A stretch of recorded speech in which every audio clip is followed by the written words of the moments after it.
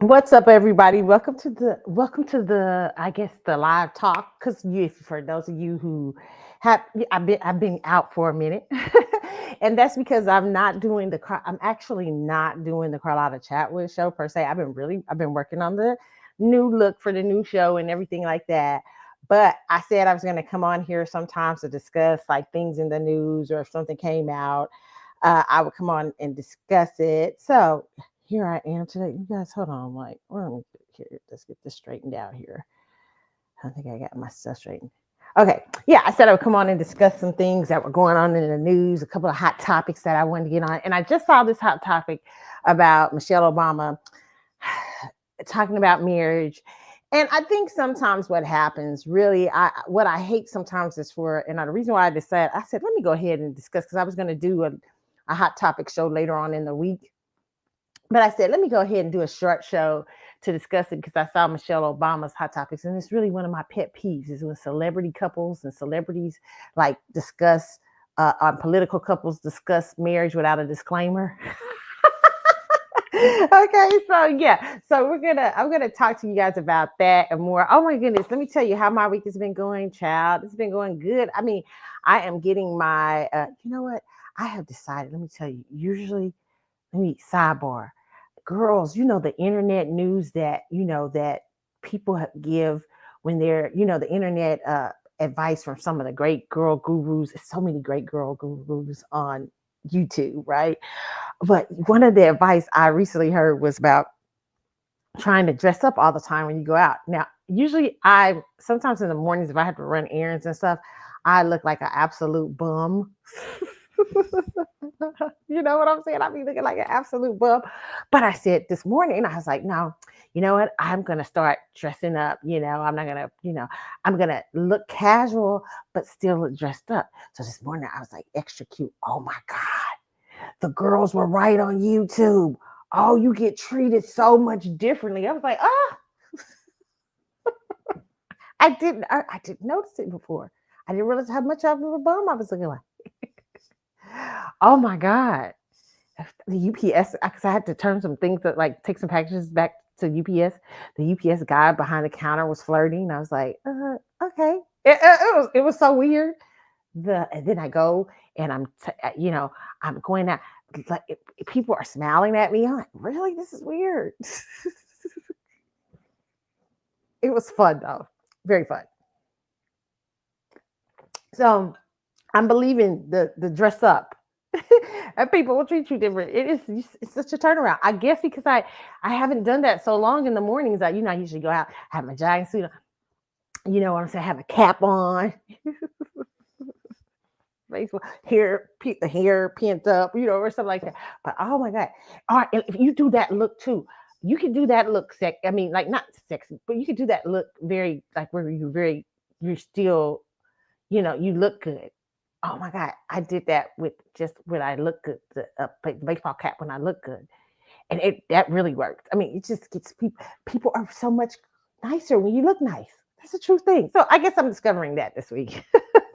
I mean, I think I've known it before, but you haven't done it in so long. It's like, okay.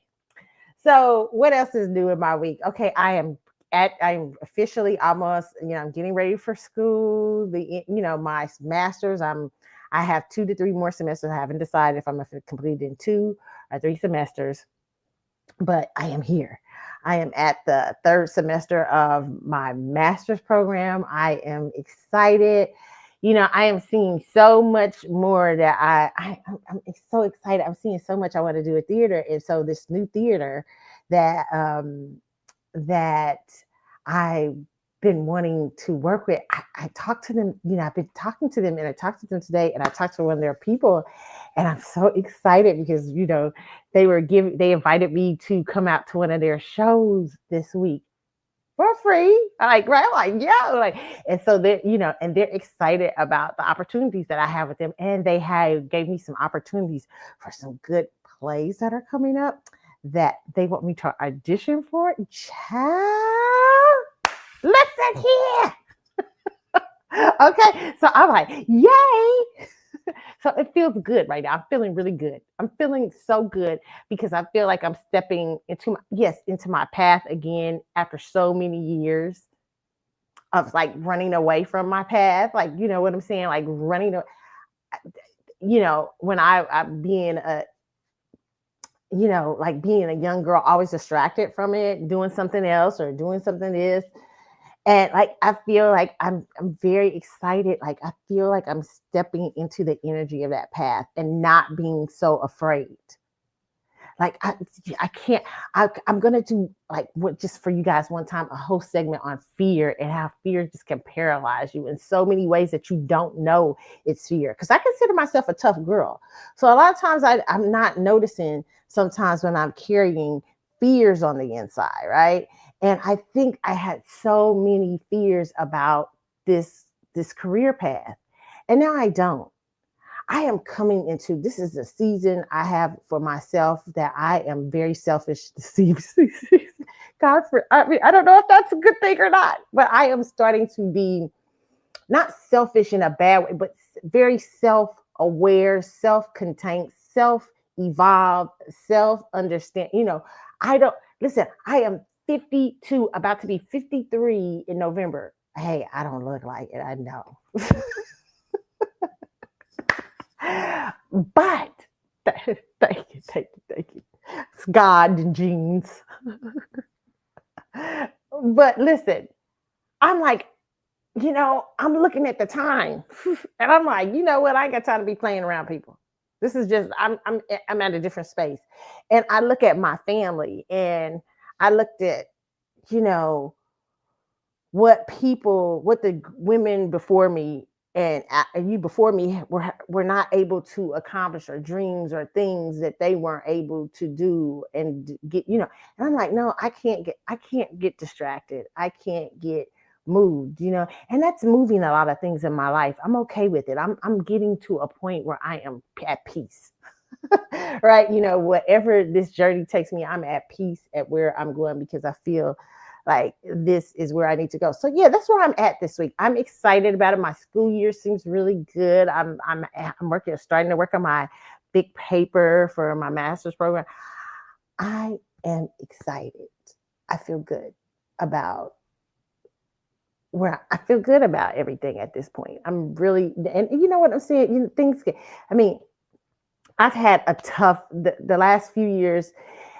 Some people would say have been tough, but I really can't say. Can I tell you this? That I had so much grace even through the hard time, even through breast cancer. Like as a matter of fact, I'm getting ready to do another mammogram. Y'all pray for me. My other one's coming up after my two. I think this is my really, it's weird because I found out I had breast cancer at the end of 2023, right?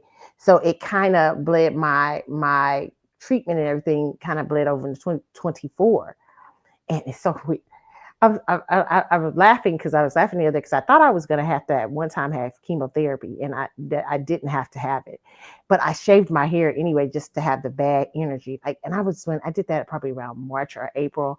My God, my hair is growing back at a crazy rate. I'm like, it's really it's growing back crazier, but it's like, yeah. But that when I was going through that time, I really had such grace during that time that it didn't feel what it could have felt like. I didn't feel the heaviness. I had such a it was, I mean, I really felt the presence of God really with me, and I just had so much, grace. I think during that time, so many things that it could have been tougher, but it wasn't as tough as it should. It it should have been. You know what I'm saying? Well, some people have feel it. So, and that's been a blessing to me. And so just coming into this new year, this year of coming into now, it's kind of like my year and a half, because it's really been 2 years. It'd be 2 years since my surgery in November. But this is really coming into my my year and a half since treatment. And so you guys pray for me that everything looks good, everything's fine and everything. And I'm just, I'm excited. My last one was great, so I'm excited about this. I think this will be great too. I trust whatever, but I am just so just like I'm it. Yeah, I'm excited. I'm excited about the person that that scenario took me to is starting to make me become right. And there was some other things, right? You know, so many things. But yeah. So I'm excited about that. So that's my little thing. That's my little thing for the week and stuff like that of what I am dealing with this week and everything. Okay, so you guys, let's talk about it. Let's talk about hot topics. Let's get right into it. Okay, you know what? I'm a person. I talk about the marriage stuff because I have learned, y'all. If y'all been listening to my show, y'all remember because I know so many people like that listen to they used to listen to the show regularly. On Blog Talk, I'm drinking and talk to y'all. Have wrote me and said to me, Carlotta, I remember you first started and you were so like very stirred about relationships and marriage and why has that changed? Or I noticed you and thank you for not being as judgmental because what I always think about is that marriage is you never know until you're in it. I always tell people that I just really do. And I also think celebrity marriages have often influenced people who live a like their regular lives. I mean, you can be inspired, but people who live their regular lives um, they get influenced sometimes because of these marriages, not seeing the whole interworkings of those types of marriage. I even tell people like I had a friend say to me one time, "Oh, like couple goals, like your couple goals." I said, "No. Let me not do because I have a very different type of like even I don't have children. I have a very different type of I consider marriage because we don't have children. I have such a different type of marriage. I'm very free spirited in it. Sometimes women can't be free spirited, things like that. So I don't use this you know what I'm saying, to tell people how to be. And plus, I don't want you to think I don't want to be couple goals because if something happens, I don't want you to be sad. I mean, you know what I'm saying? I mean, I don't want you to be like saying, "Oh, because they didn't work. Nobody can work."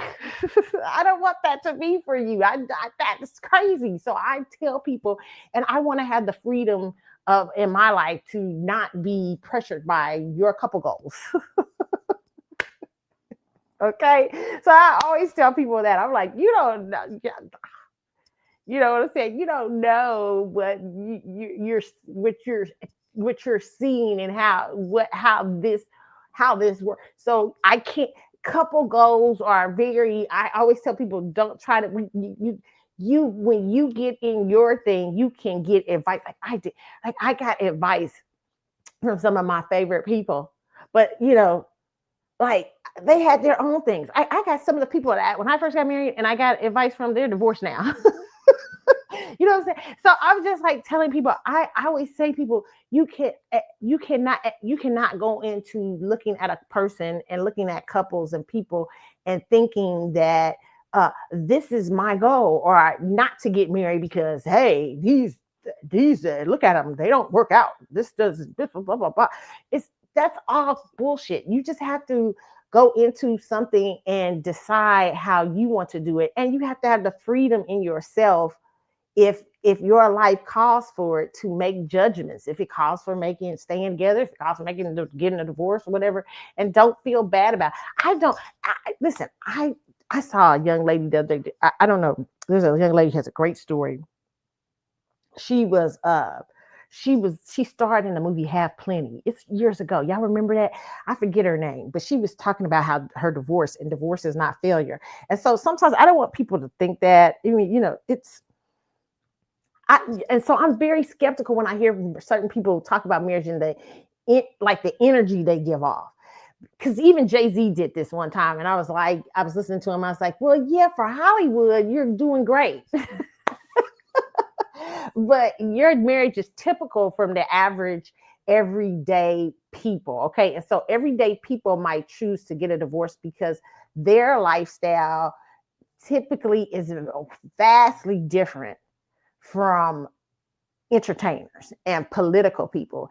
And their marriages tend to be somewhat of a business, because it's a business when you're not a celebrity. Even if you don't know it, right? But when you're a brand and a marriage, that's a whole nother story.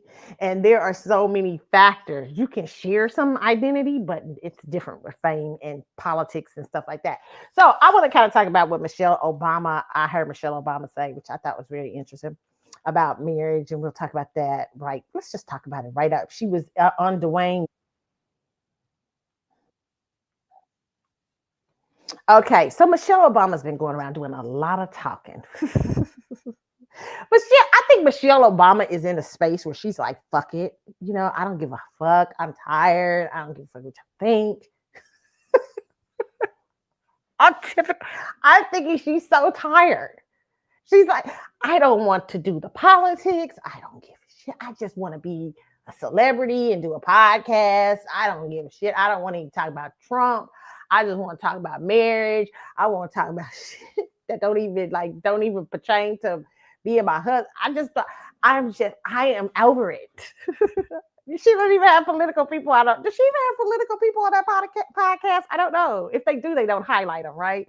So, okay. So let's take a listen at Michelle Obama and what she had to say about what Dwayne Wade, which was very interesting. Dwayne Wade and Gabrielle Union I don't know if she was interviewing them or they were interviewing her. I think they're interviewing her.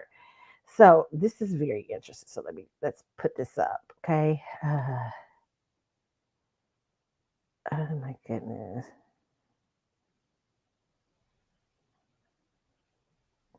Okay, somebody asked me, oh, you guys are still wanting to know, am I going on the cruise? I plan on it.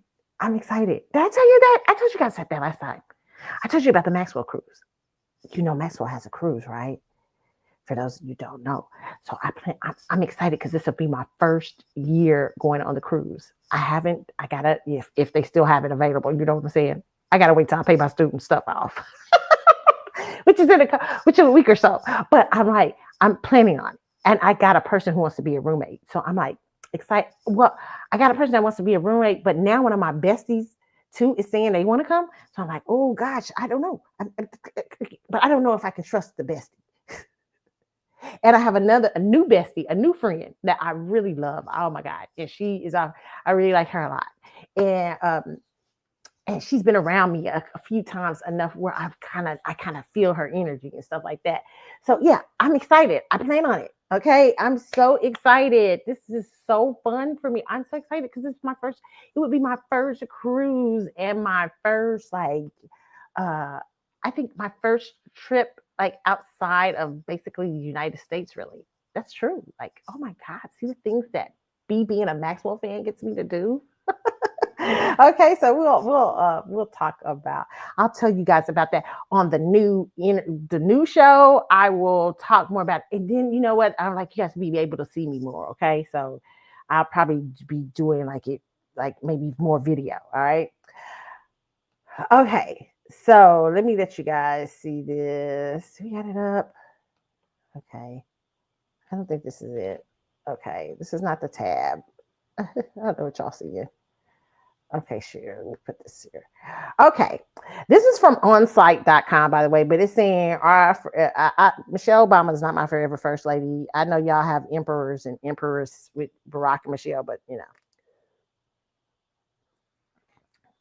But it's saying our forever first lady, Michelle Obama, keeps it real about not liking Barack for decade. You don't just walk away in difficult times. Okay. Let's talk about this. This is very interesting. Okay.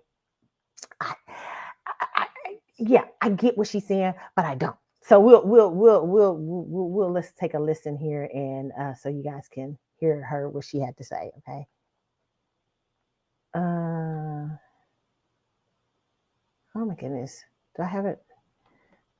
Okay. Rock. So I'm like, man, where is that coming? I just tell the truth. It's like you have these periods, right? And if you're married for 30 years, you.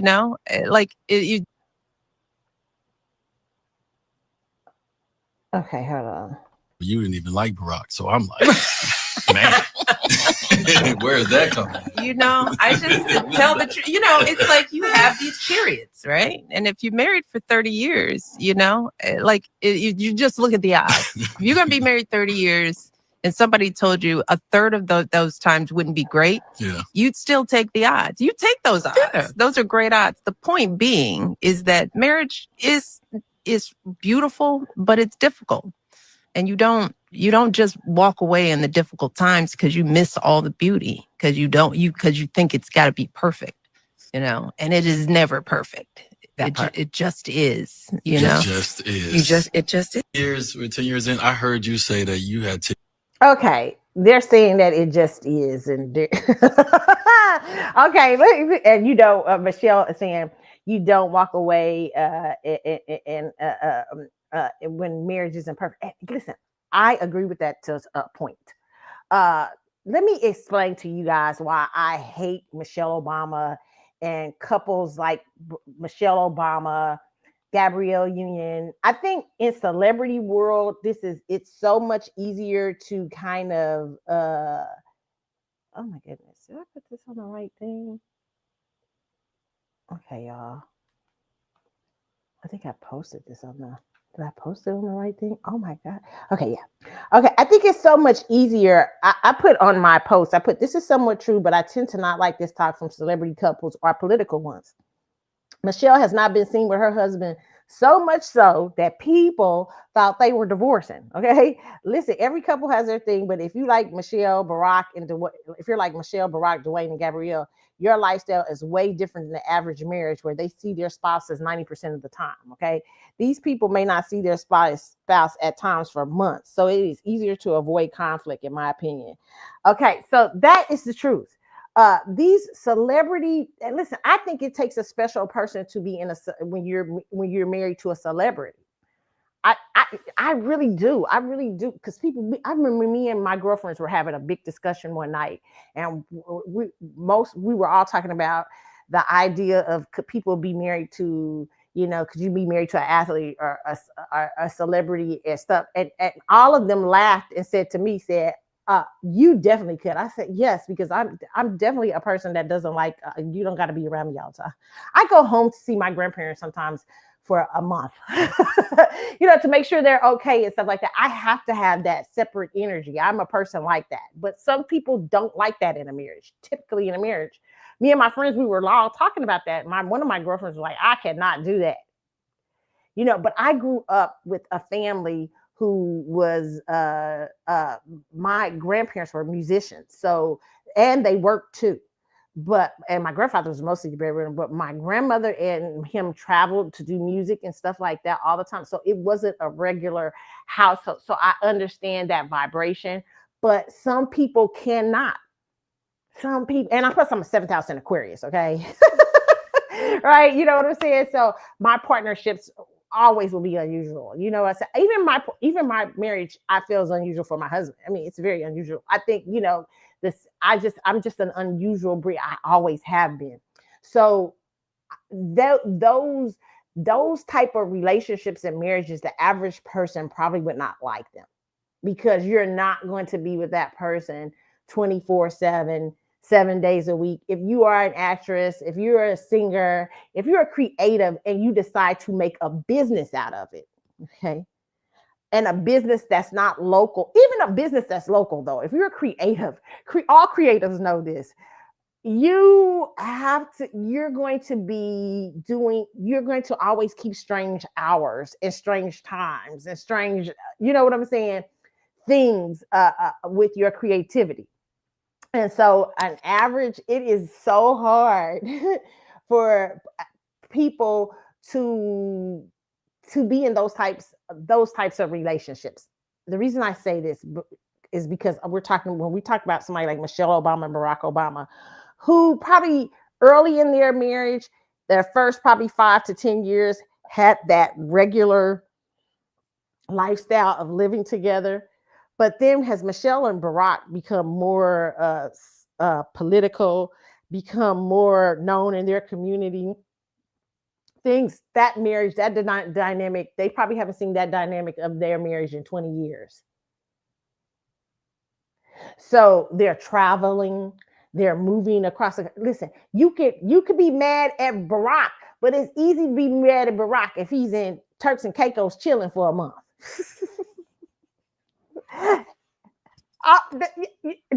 You get what I'm saying? Like, or it's easy to have an argument and say you can go fly off to the Bahamas and chill out and cool down.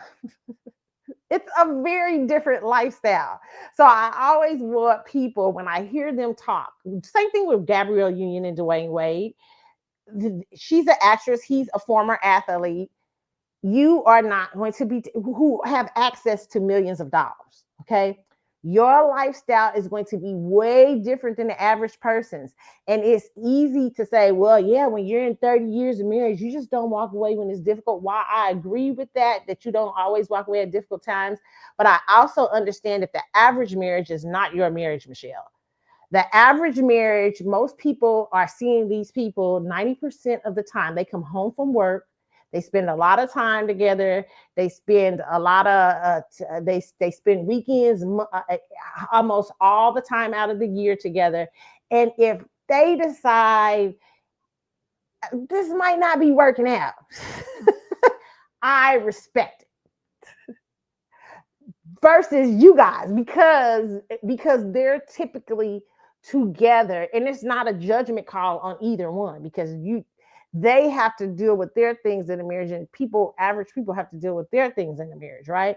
But I am not so like sitting there putting that kind of I'm not speaking for every marriage when I know that your marriage is not the typical marriage. Like if you have an open marriage and you say, hey, you know what I'm saying? We've been together 20 years, you know? I'm like, yeah, fucking other people. You know what I'm saying? It's like you can't compare. You're not average. And so if you're giving that sound of a judgment call to other people who are in the midst of trying to decide whether they want to be divorced or whatever, if you're saying to them, hey, you know, we've been together 20 years, and you know what I'm saying, and you know, you don't leave during difficult time. You're like, okay, yeah, but you guys have had an open marriage for 20 years. Like you can go, if you're pissed, you can go screw somebody. You guys have permission to go screw other people. Do you get what I'm saying? It's easy to be Will and Jada. Remember Will and Jada said bad marriage for life? Which you know what I'm saying? I'm like, yeah, because Jada and you can fly off and you know, have open marriage and whatever, open marriage night allegedly or whatever. You know what I'm saying? Shit, hell yeah. Yeah, it's easy for people. Is it really marriage? And I'm not saying that. People have their own ways of considering yourself married. Okay, you have your own ways. That's why I say I would never put my ideas of marriage on someone else. Okay, because I'm vastly a different. I'm a different breed. And if my marriage didn't work out, listen, I would have to, if I got into another relationship, I would have to find someone who's a different breed. I couldn't be, you'd have to be accepting that I am very different. And we'd have to merge, people would have to merge those together, right? Like you have to be understanding that it's that, hey, she is this, or when I talked about a couple of weeks ago, and one of my friends laughed when she was listening. I talked about how when I was at Oral Roberts University and I was studying theater, that was many, many years ago, and how I was dating this guy who thought he was going to be, thought he was going to be a preacher. And he would always tell me that he didn't think I would be good for his church because I wanted to go into the creative arts. And I'm like, really? What? And my friend always would laugh and say, you know what? Like, you ain't got to worry about that because you ain't going to be, you ain't no preacher or whatever.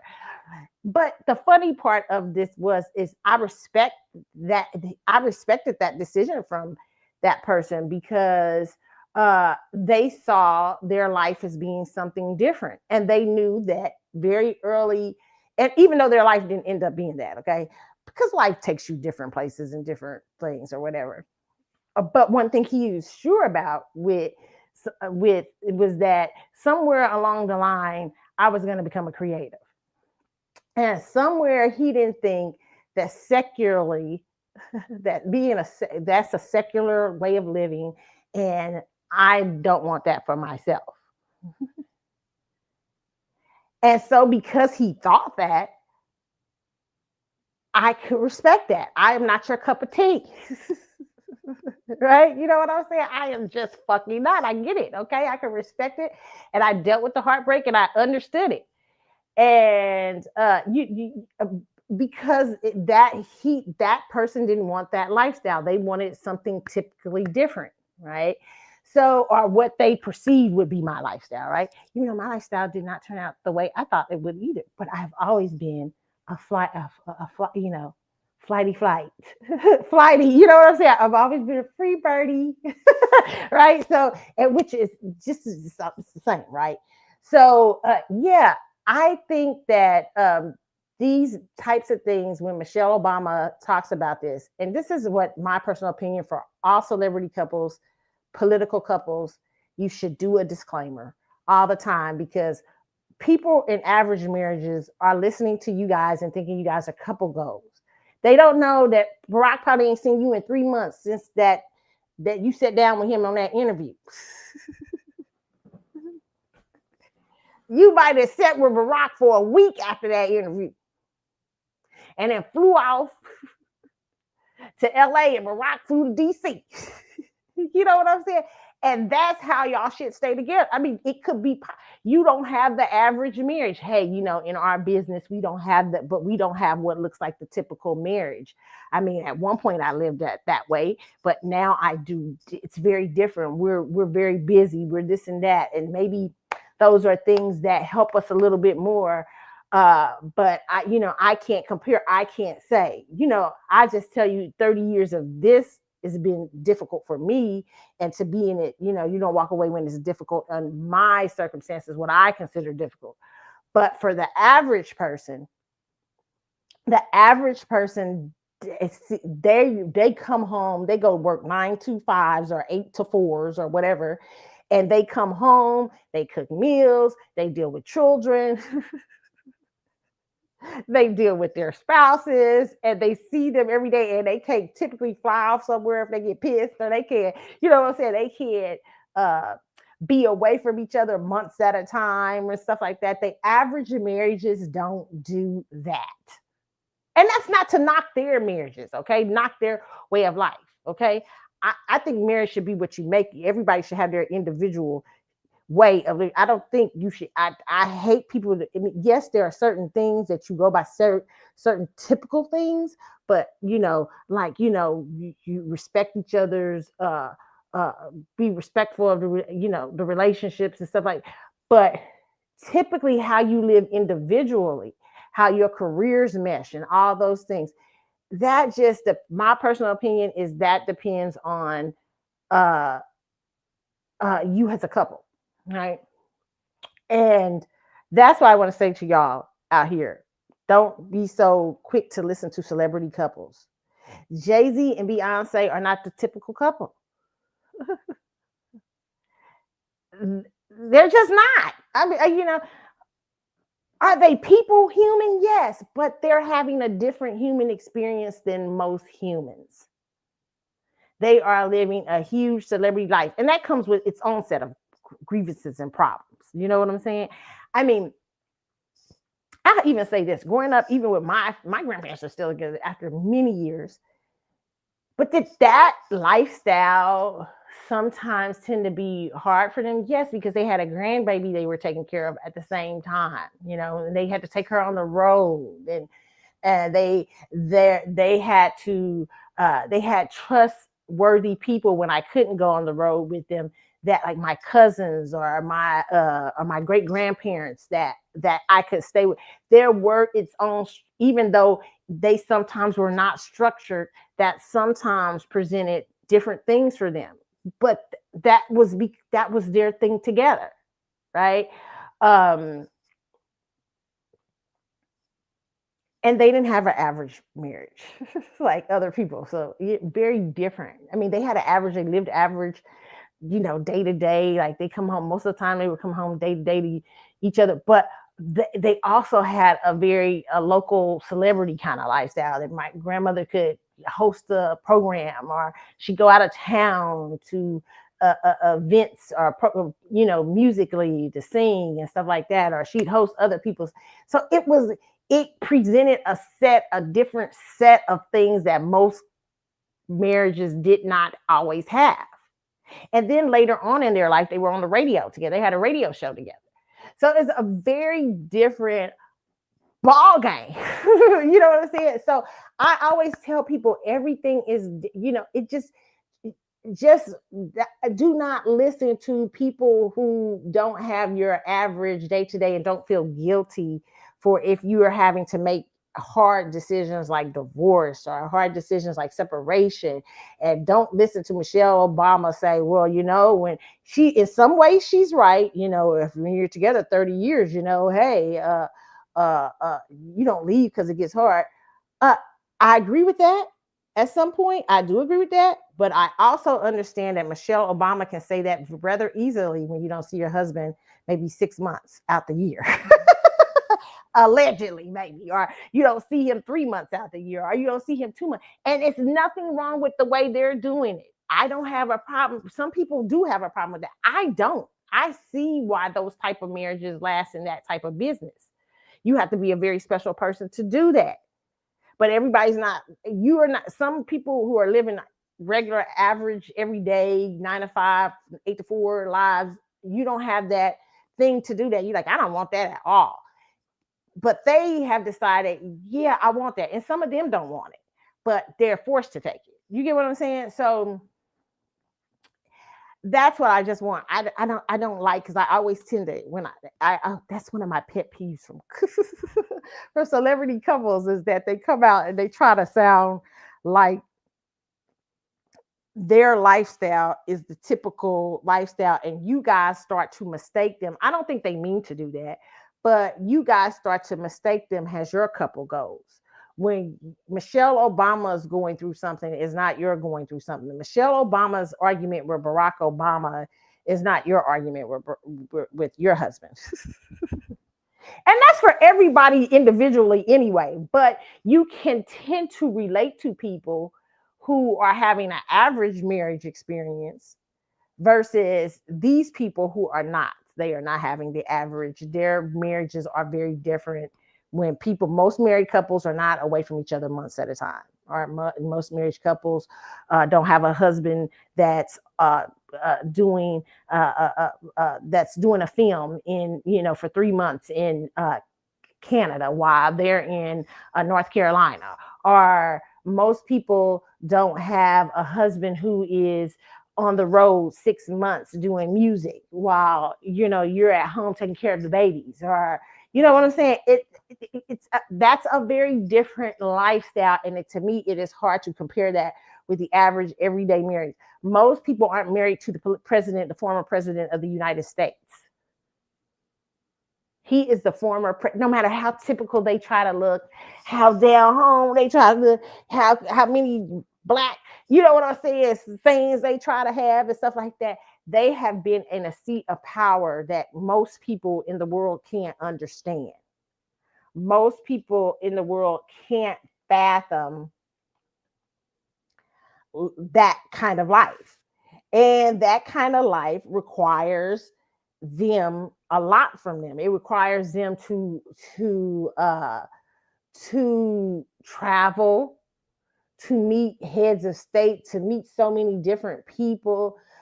It's just so much to it that is different. It is not. While there is some commonality shared with average marriages, there's a lot of not commonality shared. Okay. And so that's what I say. If you're coming home to your spouse every day, you may have more of a knowing that, hey, for me and Michelle, I can't do 30 years of this shit. You know what I'm saying? Because I'm here every day. Well, I'm here, you know what I'm saying? Where Michelle, you ain't got to put up with his ass for 30, he can go for a month, and you like, shit, I get to relax. His ass gone for a month.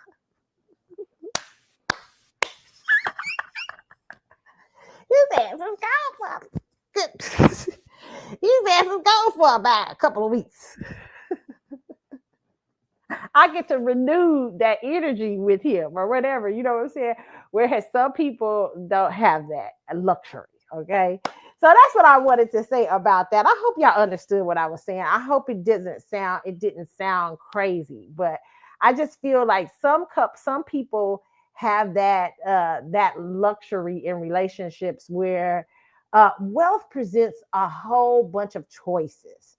Wealth presents so many different outcomes to things. So, not just wealth. I'm not just saying just wealth, but when you're having an experience of fame or politics and stuff like that, it creates a different narrative for marriages. Okay. That is not the same narrative, somewhat the same. Some little things you say are similarly, but for the most part, it's not the same narrative as an average everyday marriage where people typically get married and, you're not jet setting, or you're not moving from here to there, or maybe you don't go to the Grammy Awards or the Oscars. You know what I'm saying? I mean, it is when I can't explain. This is really real. Like, it's what they're in Neptunian. Like, that's why I love astrology. They can live where you're not living in an illusionary world. Marriage for most people, and astrologers, correct me on this if I'm wrong, for my astrologers is out there listening to this, but marriage is typically a earth grounding thing. It's typically rooted in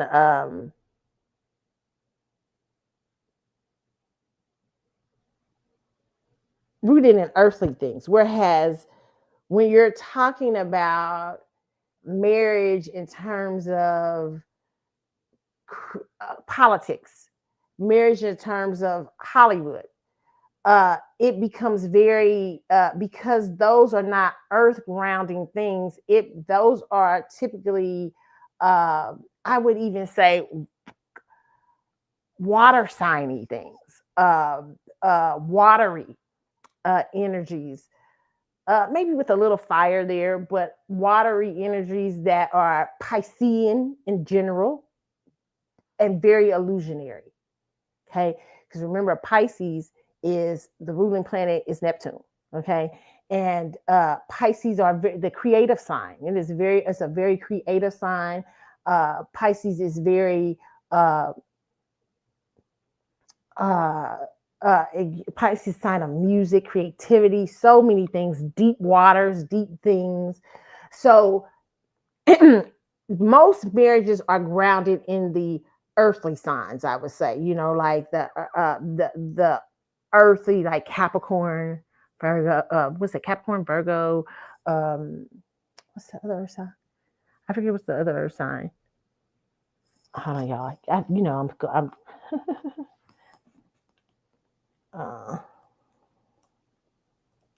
I don't know why I'm going blank, because I should. Taurus, Virgo, and Capricorn. Okay, Taurus, stability, right? Virgo, very detail oriented. Capricorn, orderly, right? You know what I'm saying? So most marriages are grounded in those states. Whereas if you're having a marriage like that is not that, and that's why it's even important when you get married too. I always tell people that too. But if you're having a marriage that is Piscean, you're creative, or you're a politician, okay, and you're starting to move into realms that are unusual on from the earthly plane. You're moving in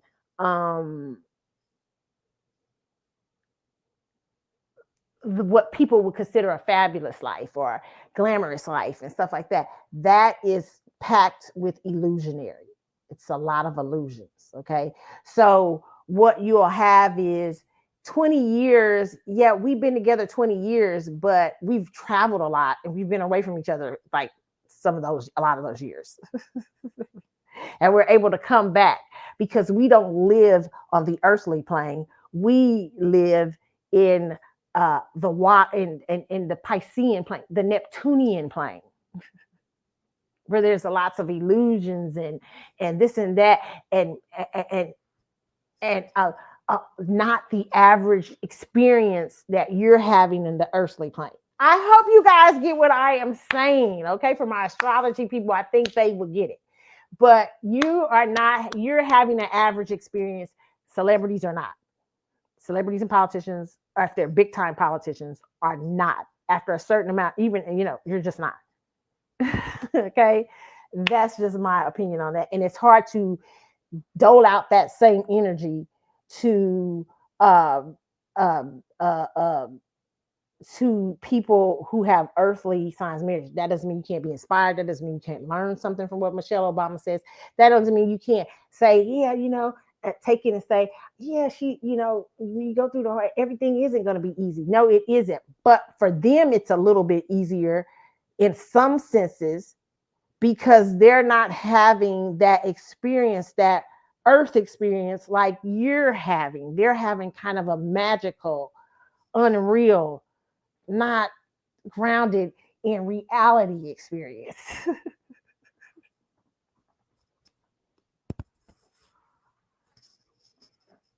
And I know couples who do this in their regular marriages.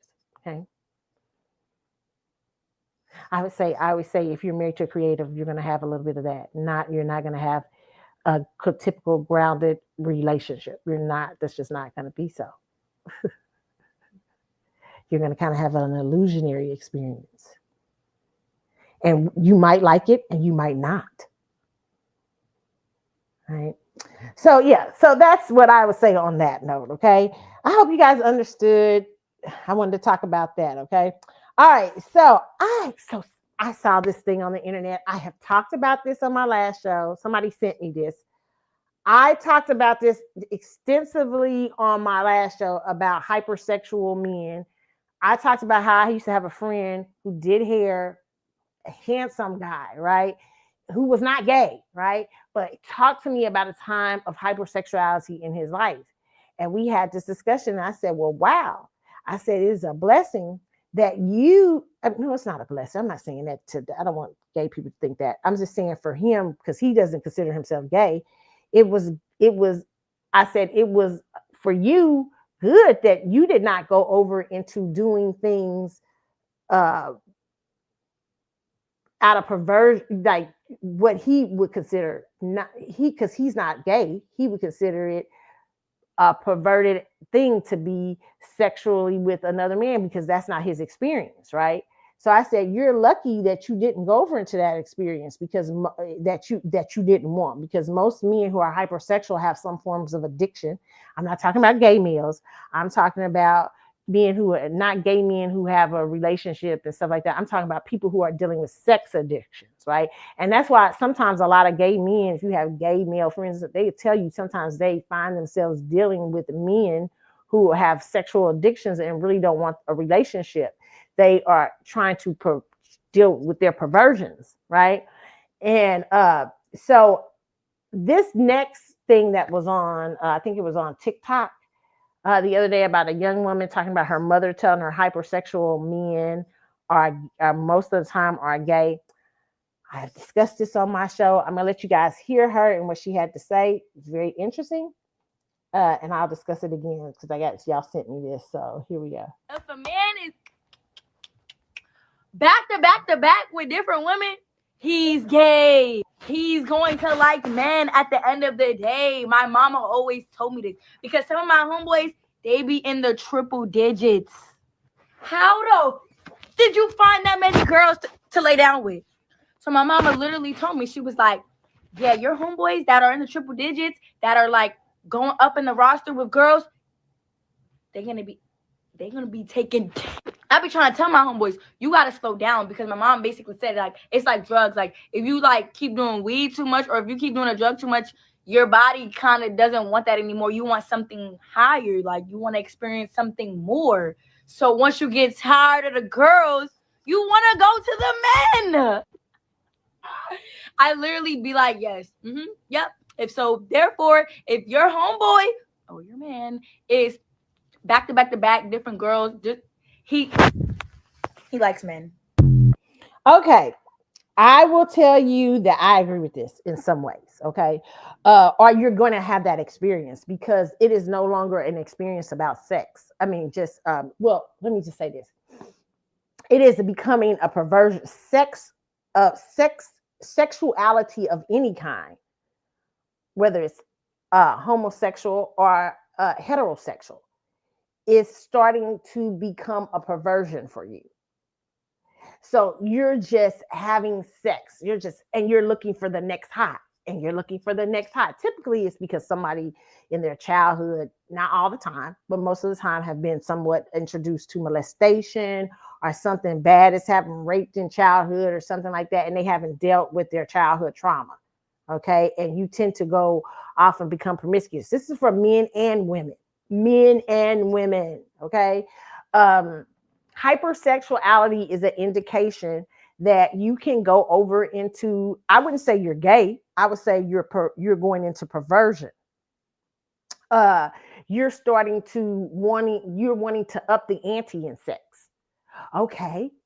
That's why it's very important to who you having sex to know your sexual partners, because you don't know what other, like, even if you're getting ready to have a one night stand, really consider what this person could be or what they are, or when you get from the one night stand, maybe doing some things or something to I don't suggest them, but if you have to have them, you might need to go to some people with some rituals or something like that to realign your chakras, because you don't know what people are dabbling in. I always suggest people know their sexual partners, because they can bring other energies to you, other spirits to you, other things, even sexual addictions. So, like, you know what I'm saying? Because, like, you might be with a man who is, and it's just, sexually addicted, and suddenly you're doing crazy things. You know what I'm saying? You're doing certain things and stuff like that, and vice versa. When men, you can be with a woman, and same thing. Yes, sexual addiction is real, okay? And people will do some crazy things, like, to get I saw something on the internet this week. I was like, God, my God, is this real? When people are sexually addicted and unaware of their sexual energy, it's not a good thing, right? You know what I'm saying? And it can open doors to you, to other people, and to hurt different people in different forms, because in different ways, because, you're not really in the sexual experience for a sexual thing. Now you're in it for something else. Now you're in it to get high. You're using sex to get high. Sex is your drug. That is different. Sex, you're not having sex just for sex.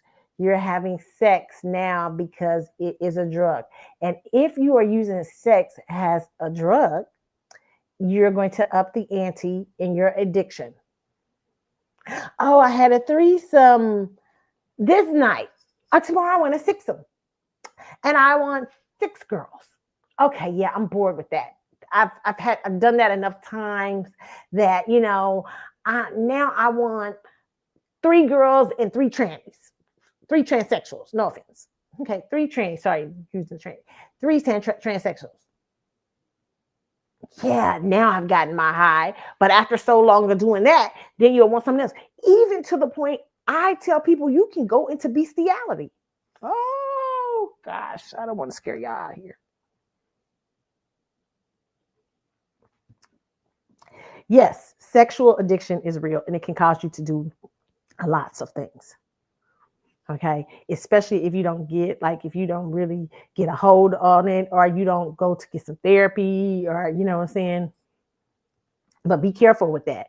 Men, yes, men, you laugh, and some men were on here laughing at her and saying, "Oh, so because I like this, I like this." No, if you are a hypersexual male, you are in danger of becoming a gay male. That you think that, and I won't say you're in danger of becoming a gay male. See, I don't want to say that because people take that wrong, because they feel that gay is such a threat, but not in danger of becoming a gay male. That let me not say, because gay men have relationships. I'm talking about you're in danger of becoming having you're considering yourself a heterosexual man, and you're in danger of having sex with men who are not heterosexual.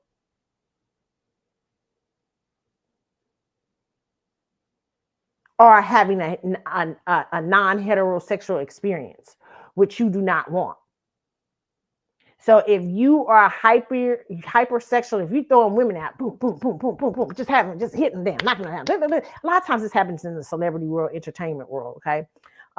Football world, basketball world, and there you will find a lot of bisexual men. Right? There's a lot of bisexual men.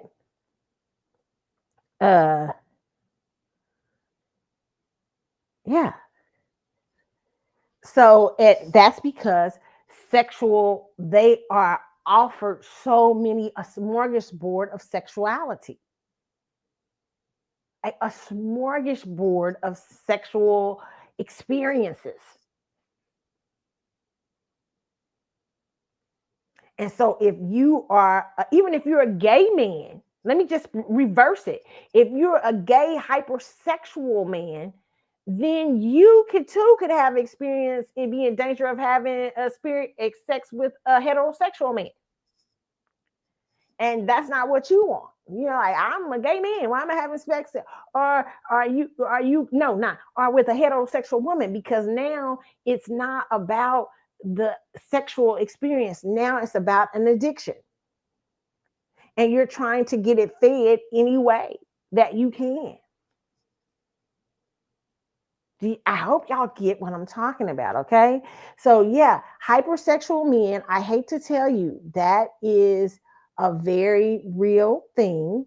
She is saying, and if you're hypersexual, just knocking them down 3 and 4 at a time, 6, 7 at a time, even if you're a pro basketball player, pro whatever, and you're doing all these things, yes, eventually it can turn into addiction.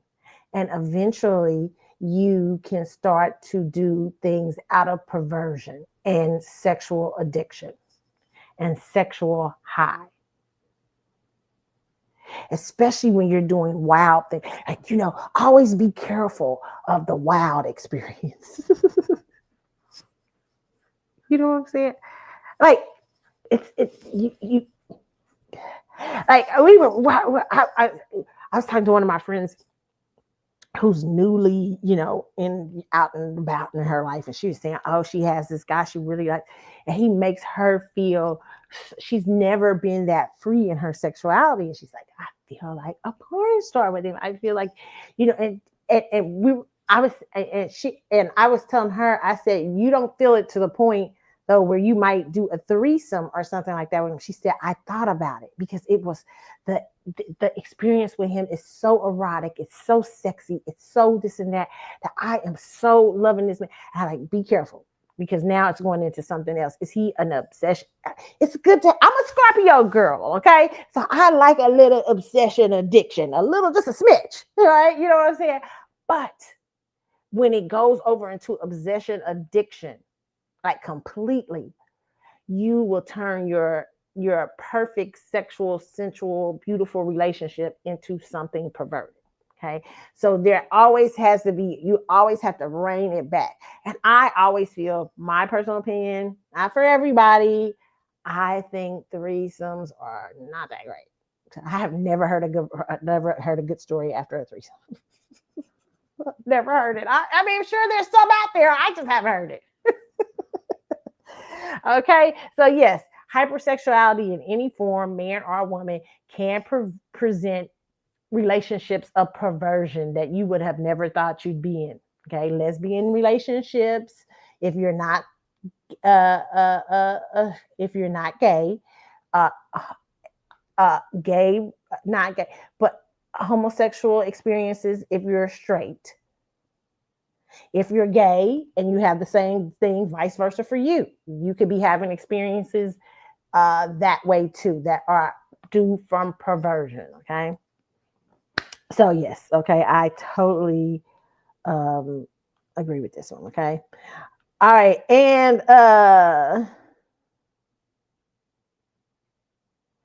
okay.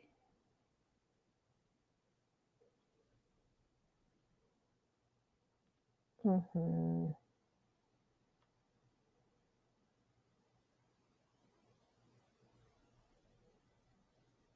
Okay, listen, we gotta. Okay, Mariah Carey this week said the Grammys were overrated. I love Mariah. Okay. And I have to agree with her, but Mariah Carey said it. So let's take a listen to what Mariah Carey said this week about the Grammy Awards, okay?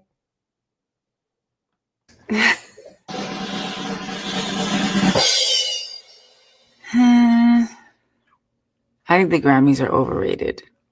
The award or like the show? Both. But we love everybody. We love everybody.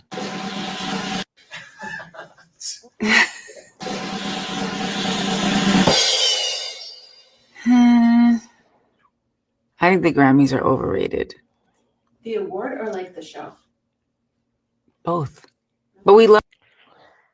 I am so glad she said it because she is the biggest pop. I think she's the biggest pop female artist in history. She is. She really actually is. What Beyonce does not have the numbers that Mariah Carey has. Mariah Carey are the number one hits. Okay.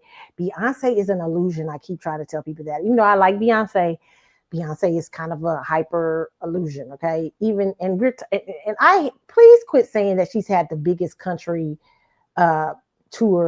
grossing tour. She is not singing country music. I don't know why. She's probably got one country song on there that she sang. Having an R&B and country mix up with one or two country songs is not a country. Just because you wear a cowboy hat and a shirt and stuff doesn't make you that. But we talking about the Grammys. The reason why I'm talking about Beyonce, because Beyonce has been the most awarded female artist in Grammy history. I believe there's a lot of bullshit to that. Beyonce, I don't think you should have 30 Grammys. I can't understand how you have 30 Grammys and Whitney Houston doesn't. And I could say favor's not fair, but I can't even say that because this isn't a matter of a favor. This is who the fuck on the Grammy board decides is giving you guys all these nominations and awards and winning them for shit you shouldn't be winning them for. So that's why the Grammys have become overrated. To me, the Carter era of the Grammys has really taken the Grammys down, man. I mean, in such a way that it's questionable now. 28 to 30 Grammys for Beyonce makes no sense when Mariah Carey doesn't have that money. Are you serious? Mariah Carey was actually in a time when they were selling records. Beyonce was too, but that was the Destiny Child era. And Mariah doesn't have a group. It's Mariah strictly solo artistry. Okay. I just don't understand that world. I don't understand why we have 28 there. Whitney Houston doesn't even have that. Luther Vandross, Stevie fucking Wonder, the greatest songwriter of the 20th century, doesn't even have fucking 30 Grammy awards. The fuck? Yes, they're overrated.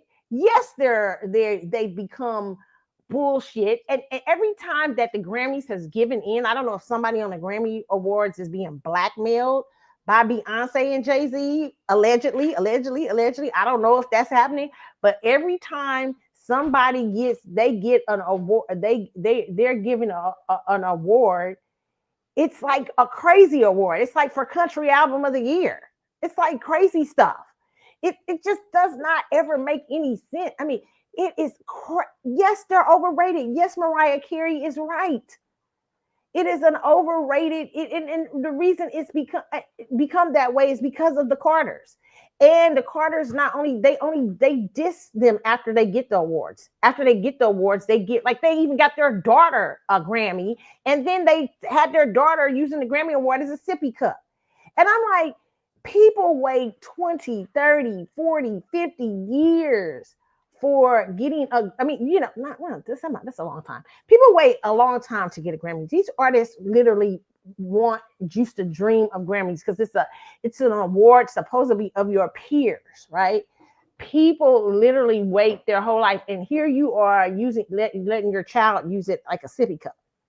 Like, these are people. There are people who went home that night crying because they didn't get a Grammy. And these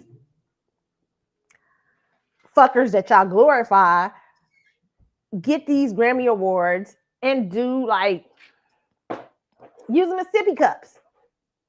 Don't even care. I would be so pissed as an artist. What is going on out there in Hollywood? This is the only time that makes me think y'all might have a cult or something, because y'all do not call this shit out. It's crazy. Y'all almost overly worship these people. I don't know what's going on. I don't know if it's the Live Nation backing. I don't know what the fuck. I don't know if they gangsters over there at Live Nation. I don't know what the fuck is going on. But y'all got Beyonce and Jay-Z on some weird pedestal shit. And they are literally, the Grammys have become overrated mostly because of them. Not always. It's been other artists too, but mostly because of them. Michael fucking Jackson doesn't even have 30 Grammy Awards. Come on. What the fuck is going on that Beyonce got 30 Grammy Awards? Y'all kidding me. Let's stop it. Janet Jackson doesn't even. Okay, so yes, the Grammy Awards are overrated. Mariah, I'm in agreement with you, and the reason why the Grammys are overrated is because of the Carter era of 28 to 30 Grammy Awards. And no, if you want to call me a Beyonce hater, okay, just give me my key to the Ramada Inn. I am not a Beyonce hater. I am just simply calling out what I see, okay? And Mariah Carey is right, and I'm sure in the back of Mariah's mind, she's thinking of the Carters. No, I can't speak for her, but I'm just saying I would be. And it's no hate, no shade. She don't have to hate on Beyonce. Mariah Carey is the biggest probably female artist, selling female artists probably in history, besides people like Adele and Taylor Swift. It's no illusion there. Okay. Moving on. Oh my God, the Beehive is gonna I'm sorry, okay. I said what I said. It doesn't change, okay? And that doesn't mean I hate, people think that means I hate them. I do not. I've been to the shows and everything. I'm just saying, hey,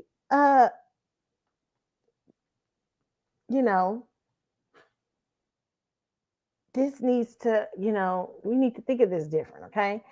All right, so Taylor Swift and Travis Kelce appear on the show, on Travis and his brother's show. Y'all like, Carlotta, what did you gather from Travis and Taylor. God, I hate to say it. Because I like Tay-Tay. I'm a Tay-Tay fan. I already said if she go on another tour, I'm out there. I'll be out there. I'll be out there singing with all the little kids. I love it. I love Taylor Swift. I've become a Taylor Swift fan. I go back. Went back to records and listened to Taylor Swift records. I become a Taylor Swift fan. And y'all know, if y'all been listening to the show, y'all know how I used to go in on Taylor Swift. Remember when she was going to re-record them records, those things? And I was like, bitch, please, don't nobody want to hear you re-record those records. Remember, I was a hater. I wasn't a hater. I just didn't like her because I just didn't think she could sing that good. I still don't think she could sing that good. I mean, I think she's an okay singer. She's not a bad singer. She's just an okay singer. But I was really being mean to her. But listen, let me tell you something, what I didn't realize at that time. See, this is why knowledge is power, okay? And if somebody give me more knowledge about Beyonce, I will come on here and say the same thing about Beyonce, okay? But I've always been very supportive of Beyonce. I usually support Beyonce shit where the Beehive doesn't. You know what I'm saying? I've been supportive of Beyonce because I bought the defunct brands and shit like that. You know what I'm saying? So I'm kind of a Beyonce fan, but I'm critical, okay? So let's talk about Taylor, though. Why I became a Taylor Swift fan, because I sat down as a joke to watch the Eras tour. I was like, let me watch this shit. 3 hours. I don't know if I'm going to be able to make it through it. I was talking shit. It gave me a whole new fucking respect. I was like, bitch. I mean, I always knew she was a songwriter, though. I've always known that. But the Eras tour gave me just a whole different vibe for her and understanding what her brand is. Taylor Swift is the average white girl. She's like the Jennifer Aniston of music. She makes you believe you can do it too. You know, like that new white girl. What's the new white girl that's out there that's blonde and really beautiful and stuff like that? She's not average. She's not typical. She's very beautiful. I forget the new girl. Her name, she's out there. She's big now. I forget her name. Blonde, pretty hair. She performed at the Grammy Awards. I forget her name. She's not average. People can't look at her and hope to be like her. She is out of the average ballpark. She is gorgeous. She's a whole model like. Taylor Swift is not. Taylor Swift is an average, typical looking white girl. Okay. And she has extraordinary skills and you can relate to her. And that's why people like Taylor. I get it. But she's such a fabulous songwriter. I'm like, this bitch is better than I thought. I am no longer on the hate Taylor Swift bandwagon. I totally like this chick. And I like what she's become over the years, even though I still am questioning if there was some racial undertones going on with her. Y'all remember back in the day. I won't bring them up. Okay, but I like her. I like her her energy. I like that she's very smart.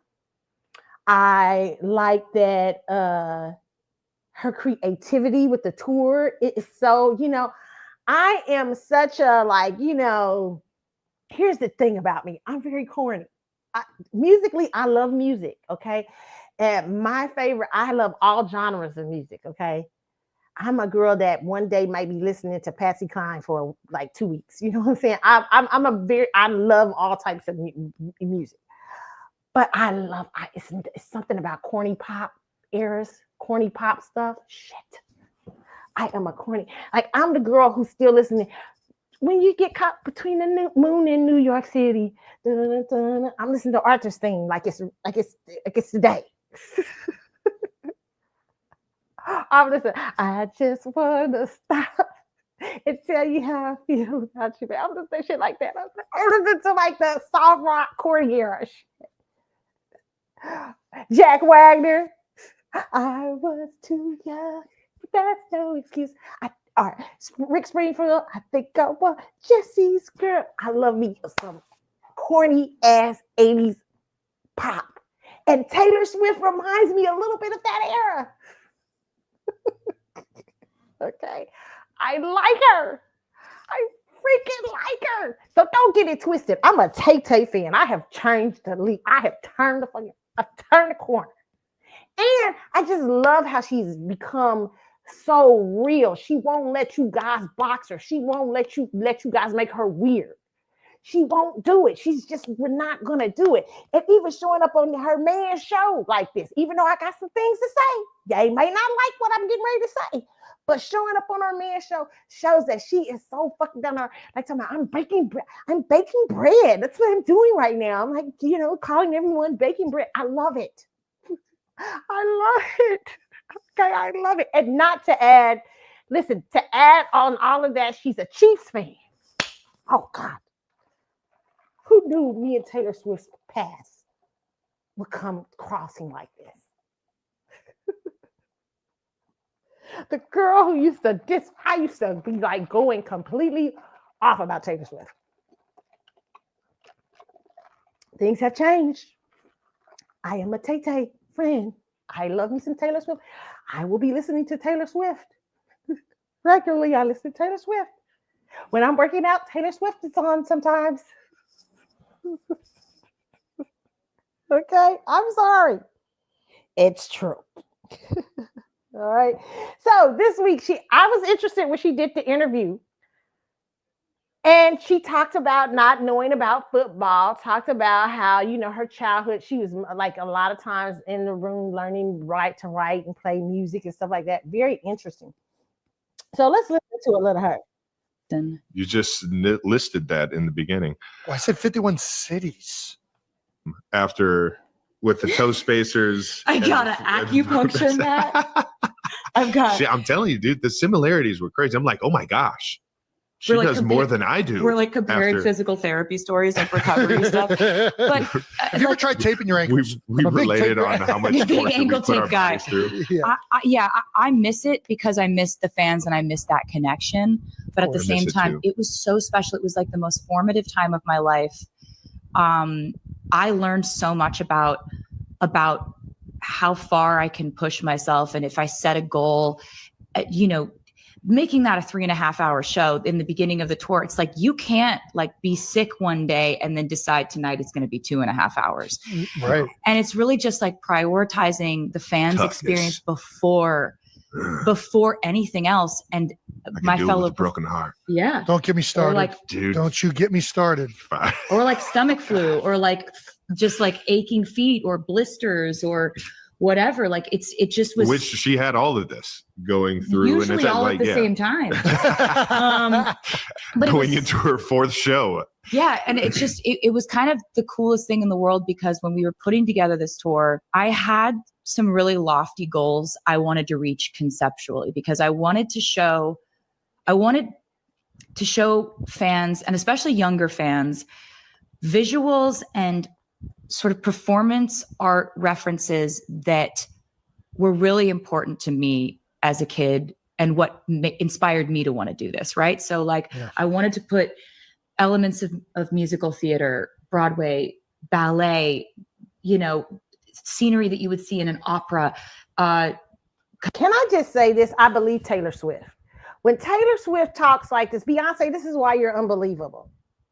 Beyonce has a discussion. They asked Beyonce a question in an interview. Beyonce never can kind of explain herself. It's always kind of an elusive, like, no offense to Beyonce, okay? Because I think Beyonce is an awesome performer, and I love the way her people put stuff together around Beyonce, okay? And I do believe, because she's a Virgo, she has somewhat to do with it. But this girl, I believe, totally is really, she's really involved.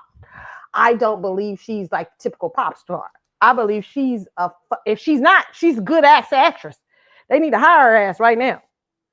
I believe that is it's not made up to compete with you. It's not made up to try. And listen, I understand what being white in America gives you an advantage in all kind of music genres. That we ain't denying that over here, okay? But I actually do believe that this girl is really a creative in terms of that. Like, that is her, because she was the first one to decide that 3.5 hour concert, and then Beyonce didn't try to come along and then recopy it. I think she had the idea for the film, and then they come into, I don't like that kind of stuff. But I love that Taylor, I feel this really comes from her. I really like her. I genuinely like her. I do. I just hope she's in the, like, what people were saying back in the early days, a real racist. I don't think so. You can't be with Travis Kelce. It probably be, that, okay, because considering his past dates, okay. Okay, but this is a very interesting interview. Okay, what did I gather between Taylor Swift and Travis Kelce? I'm going to be honest with you here.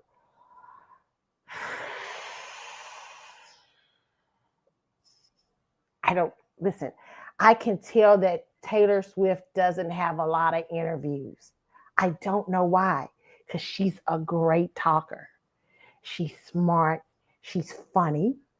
You can tell there is almost so that you can tell she doesn't do a lot of interviews because she was talking so much, almost to the point I'm almost like she is that pop star, the center of the pop star world. Like Taylor Swift is the type of chick that I think sometimes might be, this is just my personal opinion, she's aware of the world. She can be aware of the world that surrounds her only if you let her know. Otherwise, it's yeah, you know. And I'm living, you know, how I did it the other day. You know me. I understand this because I'm an only child, right? So sometimes this can be your world. Yeah.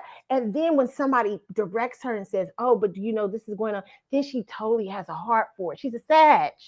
Oh, so she's deeply spiritual on some levels. But I think the pop star world has made it a lot about her. And in that sense, Travis Kelce is excellent for her because Travis Kelce is a fucking wild card. Okay. You know what I'm saying? He's a Libra male. He's most of his life looks like he's dated black girls. Okay. You know what I'm saying? He's now he's with this white pop star. And I think Travis is introducing her to a looser world, making her very much more grounded in her life and in her lifestyle. And whether she stays with Travis or not, she can take away those things that Travis has taught her, and it will make her life for the better. Okay. That's what I'll say on that. Do I think these two will carry it out to marriage? I can absolutely believe they can fucking do that. Okay. Do I think it's a good idea?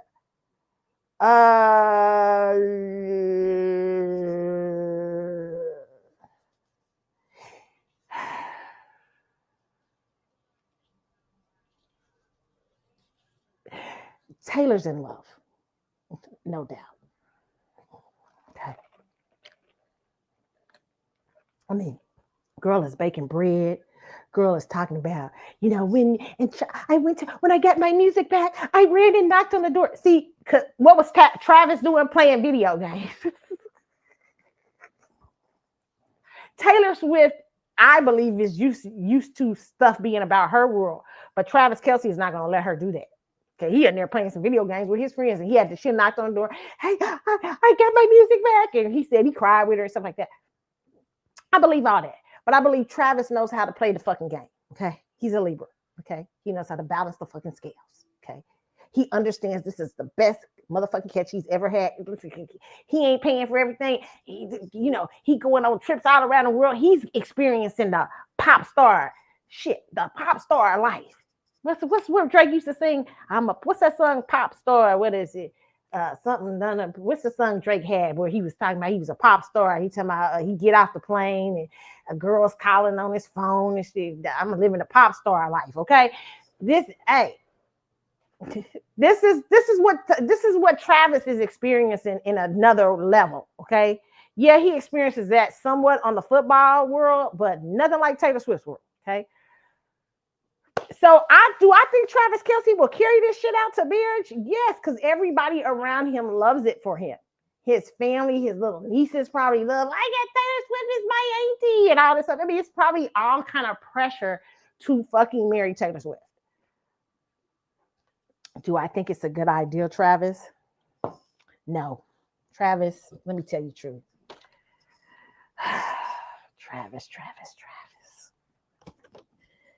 Travis, I watched the interview. I watched how you tried to look like you were catering. He's such a Libra, catering to every fucking thing Taylor Swift, everything. Yes. Yeah. And you know, she does this and you know, blah, blah, blah, blah, blah. I did not believe you. I thought you were bored out of your fucking mind. I think you're bored, Travis. I think you have a type. I think that your type is your type. And while I think this is a different experience for you, and it is fun, you get to go around the world, you get to see how you get to finally be with a traditional woman that is like shares your cultural background. And not only that, but she's a huge star. But I think you've been grounded in the other world for so long. And then you just came off of a relationship with dare I say it, Scorpio. Yes, he was with the Scorpio. Yes, he was with the Scorpio for 7 years. That's transformative in its fucking self, okay? Anytime men come off of the Scorpio realm, out of the Scorpio, now, Taylor is a light realm for him because he's been in the Scorpion realm.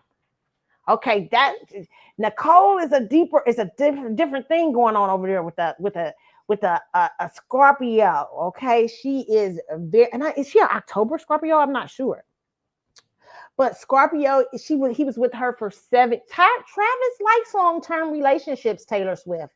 He can fucking do long-term and not marry you. Okay, be aware of that. But he's not going to do this with Taylor Swift, though. Okay, he was over there and getting the transformative experience. Whatever Travis that you have, Taylor, thank that Scorpio if he's nice and he's good. Thank her because she has taken him through his transformative realm and prepared him for you. Okay, however, you do have to be aware that he was over there in Pluto for a long time, okay? And not only that, but he has a typical type. And now I do think he likes Sagittarius. His chart kind of reveals he likes something. He likes a little bit. But I think the issue is that culturally, Travis has gotten used to other things. And so I think Travis, everybody in his world likes this relationship probably, but like him all the way. Like he likes it, but he might not like it all the way. He likes it. He'll marry it because it looks good. Men do this though, don't they? They say men will marry you and not really like you. Men will. This is true though with men. Men will marry you because it's just time. I'm old. I'm a pop now. I'm 55. I think I'm ready to get married. Who's out there available? And they sometimes won't marry the woman they love, but they'll marry like somebody they just like, I got some babies, because love isn't the most important thing for me. That's typically a girl thing, but sometimes it's not the most important thing for women either, right? So Travis, I believe, will marry Taylor Swift. If he doesn't, he's had something so wild happen, okay? Or she will make the decision that she will see that maybe he isn't into her as much as she's into him, no matter that he acts like her. What gave you away, Travis? I'm pretty sure you're saying, what gave me away that I was looking like the total boyfriend. That's what gave you away. That's what gave him away. He was looking like the most favorite. Yeah, her feet get blistered too. When I just played that clip about them talking about what they have in common with football and everything like this. But I think Taylor is totally having a spiritual experience because being a pop star, just being in the music business, well, it's the same thing in sports too, because sports men have groupie males around them too. So let me just say that. But in the pop star world, that's heightened like 1,000 times. When you're a pop star, everybody around you is a yes person. Everybody around you is that's why I often thought Jermaine Dupri was so good for Janet, because Jermaine Dupri just simply didn't. I don't like him cheating on Janet, but allegedly, but I thought he was good because he normalized her. He was like, and listen, let me say this. Hold up. I ain't saying don't respect that you with Janet Jackson. The fuck. You know what I'm saying? Like, don't respect. You got to respect gang. That is Janet. Okay. But I think there was also, he might have did it too much, normalized her too much, like where you take fucking advantage. But there is a thing of like, where I think he did such a good job of making her comfortable to be herself and to see the world beyond what she's lived in her most of her young adult life, which was uh, uh she's been in Neptunian world. She wasn't born in, she was born in Gary, Indiana, but she probably remembers very little about Gary. She was mostly, her brothers were very well established by the time she was a child. She was a child star. She's never known a life without celebrity. So Janet has grown up in Neptunian land. Okay. And even in a sense, Jermaine Dupri started around 13, 14. His father was in the music business and stuff like that. But Jermaine Dupri has had sentiments of a regular lifestyle, right? So Jermaine Dupri, I thought he was so awesome for her because he gave her that experience to just you get to hang out. You just get to be a person. You get to cook tacos for me and my boys. But now I don't say you like, that's what I feel like Travis is giving Taylor in some senses. He's giving her that taste, but what I do admire about Travis, that Travis gets a little bit more than Jermaine Dupri got, is Travis understands that you have to be gentle because she is a pop star coming out of this world. She's in this new world where, like football and people are all around. She's known, like you hear this whole interview, she kind of says all this. So there's all these things going on in that dynamic there. You get what I'm saying? Like, so, but I think Travis is much more gentle in it than he is. And then he realized there's probably more eyes on him. I don't know. I'm not saying he hasn't cheated. I mean, I don't know. It seems like he's faithful. I don't know. You know what I'm saying? But I'm just saying that Jermaine, to me, took advantage of it too much, thinking, that's just, it's Janet, like not respecting in some senses. He didn't really, like, you have to play almost a balancing game. Like, you can still see that Travis respects that she is Taylor Swift. She is fucking Taylor Swift. He is not ignoring that part, but he is giving her this part of, I'm also a football player. How I move in this is going to be important too. I also have a thing. She's coming to his games. She gets to now be at home. Like she said, I'm breaking bread. I'm breaking sourdough. You got to hear her. And it sounds like they spend either a lot of time at each other's house or they probably live together. Okay. So there she is. And if she's coming in and out of Kansas City, if you know anything about Kansas City is a small Midwestern city that gives a town vibe, like a country town vibe, right?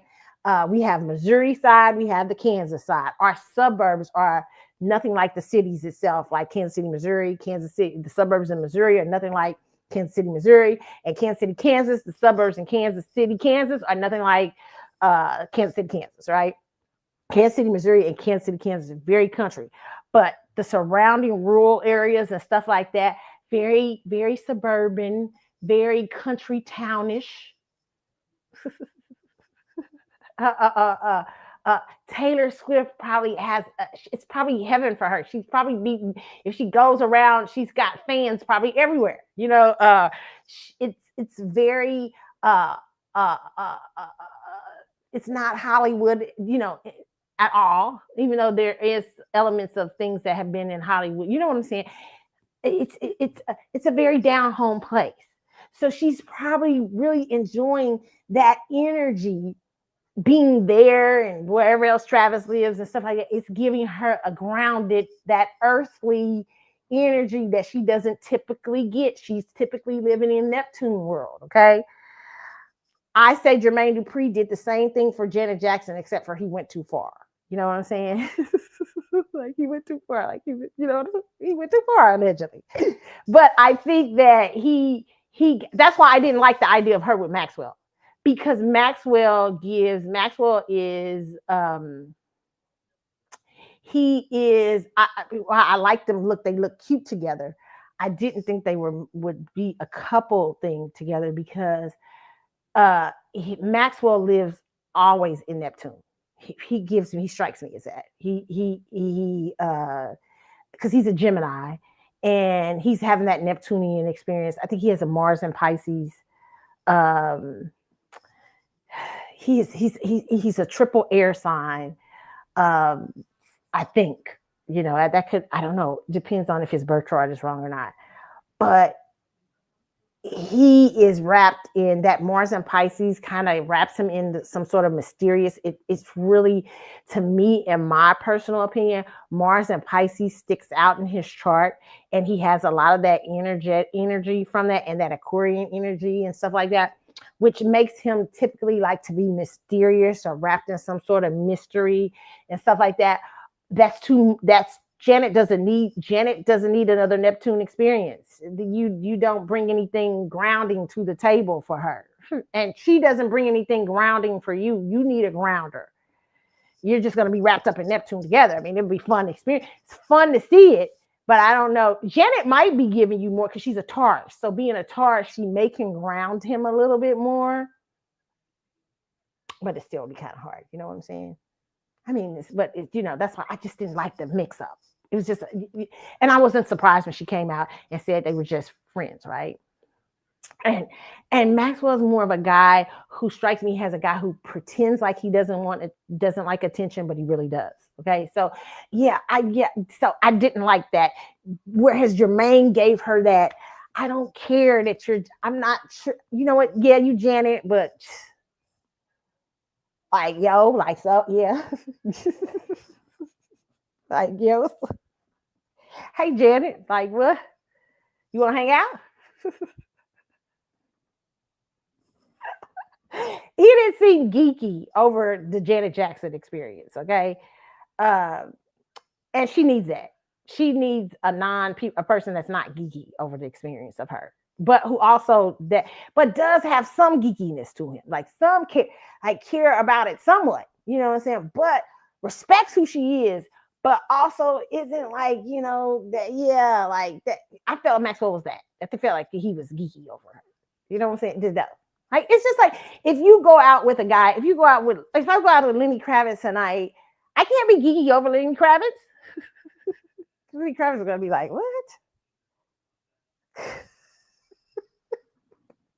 Like, if you're too like, oh yes, whatever, Lenny, yes,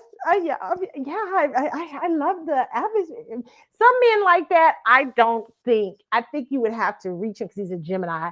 I think you have to be intellectual. I think he has a lot of Taurian in his chart, which is interesting.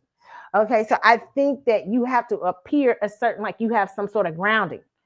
Okay, so I think like he has enough illusion in his life. I think he likes a spiritual illusion, but he wants grounding in some ways, right? That's what I pick up for him. Okay, so you have to be able to ground. You have to have some sort of level of being geeky over those types. Sometimes that doesn't work. Right.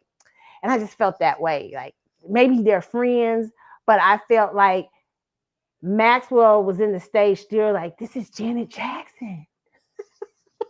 Whereas Jermaine was never in that stage. Like, like I understand it's Janet Jackson, but like she's a chick. And not to say it was good in some ways, but in some ways it was not good because he should have still taken a little bit of honor towards her and understanding what she is. Okay. So I think Travis Kelce is doing that same thing for Taylor Swift. Okay. And I think Travis Kelce has the ability to take it into a marriage. Now he is with the Sag. This Sagittarius and Libra probably can stay together without a marriage. Okay. No, they probably can and have children. That wouldn't be shocking to me either. Okay. And Taylor is a Lilith and Scorpio too. Yeah, she could totally rebel against the system of marriage.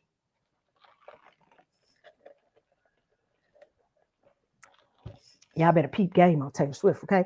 She's a Lilith and Scorpio. So is Beyonce. Beyonce, Black Lilith and Scorpio. I'm a Black Lilith and Scorpio. So yeah, totally rebel against the system of marriage. She can totally do it. and have children and everything, and don't give a hell what get damn what your thoughts think. The problem is with her is that she would probably have people in her camp very angry at her because they want to give off the illusion that she is, the perfect girl. I'm getting married in my pink house and all this stuff. But I think that Taylor Swift being a Sagittarius, what is Taylor? Let me look at her astrology real quick because I don't know her whole.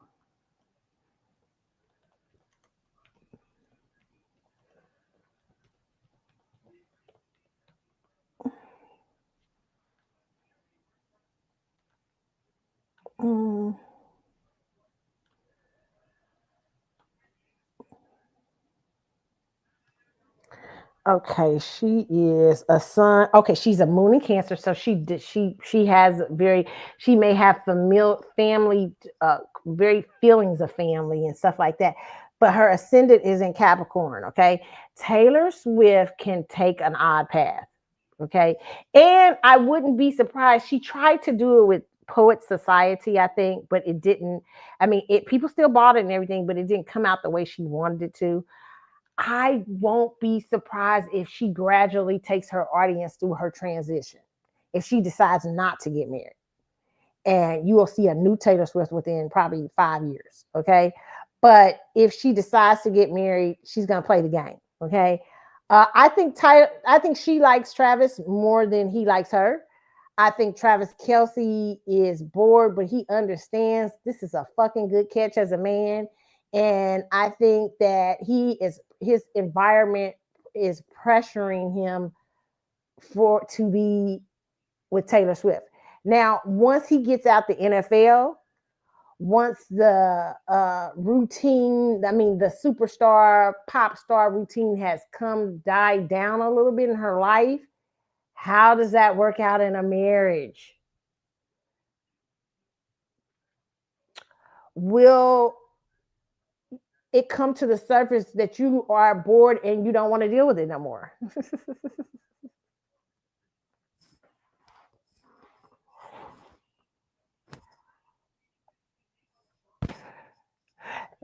Here's my take on Travis Kelce, okay? I got a really weird take on Travis Kelce. I could be completely wrong. I think the reason Travis Kelce typically tends to date different women, especially Black women of color. So I think Travis really likes and I haven't looked at his chart yet. I think that Travis really likes the experience of other cultures and other people. I think he really liked that. He really was challenged by that. Like, I'm challenged that I'm with them.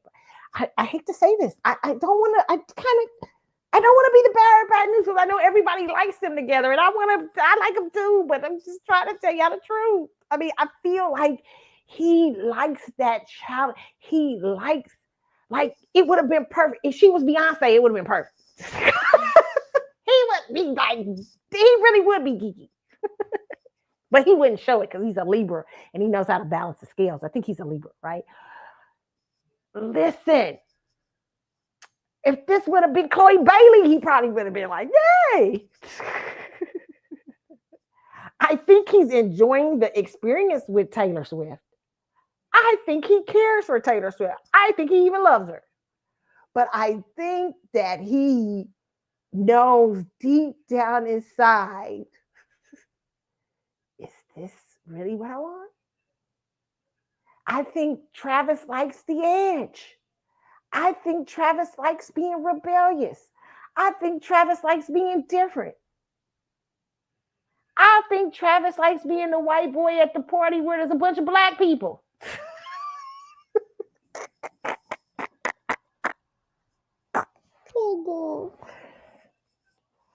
Oh my God, I hate to say this. I could be completely 100% wrong. These people could last for 30 to 40 years, but I would still hold my same narrative for them because I know people get married and stay married under extreme circumstances and extreme lies. Okay. So yeah, no. This is, yeah. That's what I feel. That's what I feel about them. Okay. No hate, no shade. I love me some Taylor Swift. I have become a Taylor Swift fan. Tay. I'm gonna be at the next show. Tay. I'll be out. I love me some Taylor Swift. Y'all just shit. Damn, y'all. I don't care what y'all think. Okay. All right. So yeah, and it was a great interview. You guys should sit down and watch it. All right. So that's what I thought about that. Okay.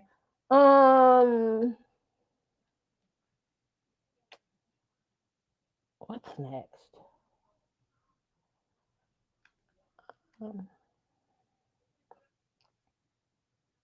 And I know y'all don't get mad at me because I know a lot of y'all like Janet, because a lot of y'all was talking about Janet and Maxwell. If people Janet and Maxwell, I say this, I knew that was a friend thing, but I mean, like I said, I think both of those people need grounders. You don't need a person that's you. If you have another Neptunian person, they have to ground you. They can't, like you can't. If you're a girl who gets with somebody, in my personal opinion, like Maxwell, you're gonna have to have a slight little bit of like kind of little obsession with him, but yet you can be able to tell him, yo, like you can leave, you can walk out the door if you want to. I don't give a shit. I think you gotta have a little bit of that. I think you gotta have a little bit of everything. And I think Janet needs a guy who sees her and recognizes what she is and kind of makes her feel protected in it. A guy like Maxwell, to me, in my personal opinion, either he's gonna go with somebody that makes him feel like extra secure because he doesn't like to face his own insecurities. That's just my personal opinion. Or he's going, and it doesn't matter if he likes her or not. Or he's gonna go with a person who transforms him and challenges him. And I would say that would be the best realm for him, but I don't think he would choose that. He's looking at his chart. It's just my personal opinion. It's very hard to be transformed. You know what I'm saying? So, but yeah, I think that, yeah, you know what I'm saying? You might have to be a little geeky about him too. You know what I'm saying? I don't know. I don't think you can be boring him because he's a Gemini. You can't bore a Gemini. I always tell people, you can't bore a Gemini. Geminis don't bore them. They will look, Papoose and Remy Ma. This is a result of Remy Ma just said, fuck, I'm so tired of being a man. I'm bored. Same thing. I mean, I think with a man Gemini, and especially when you have a triple air sign there, you cannot fucking bore him. And then he has that Aquarius moon, so he's very fixed on some things. He can be very stubborn, a lot of things. Okay, so for you girls out there who want to know about the Maxwell thing, I think he's probably stubborn as fuck. If he has that Aquarius moon, and he's a border Gemini, like he's sitting on the cusp of Gemini and Taurus, so he could take some earthly Geminian energy in there. His last post, I was like, total Gemini shit. His last post. Y'all see Maxwell's last post. I'm like, what is going on? What are you doing?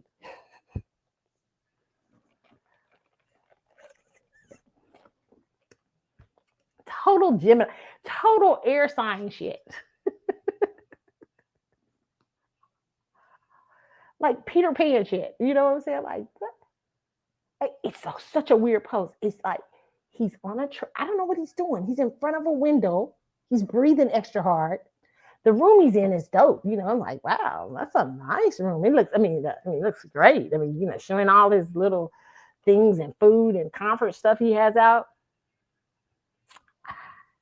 When he's breathing extra hard, should we show the video? I don't know. I didn't plan on talking about Maxwell. We can't. Let's show this. This is what since I'm out here discussing things. Okay, let's see. Is it on here? I don't know. Can we pull it up? Let's see. I found it very interesting. I was like, yo, dude, can you really be with Janet? I don't know if you do, you could be with Janet, be like, take that down now. She's such a fucking Taurus. She'd be like, what the fuck is going on? Okay, so we're gonna show this.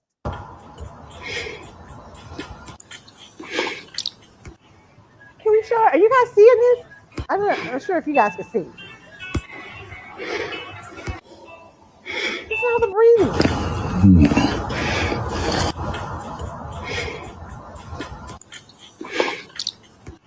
Oh, right, what? Immediately, okay.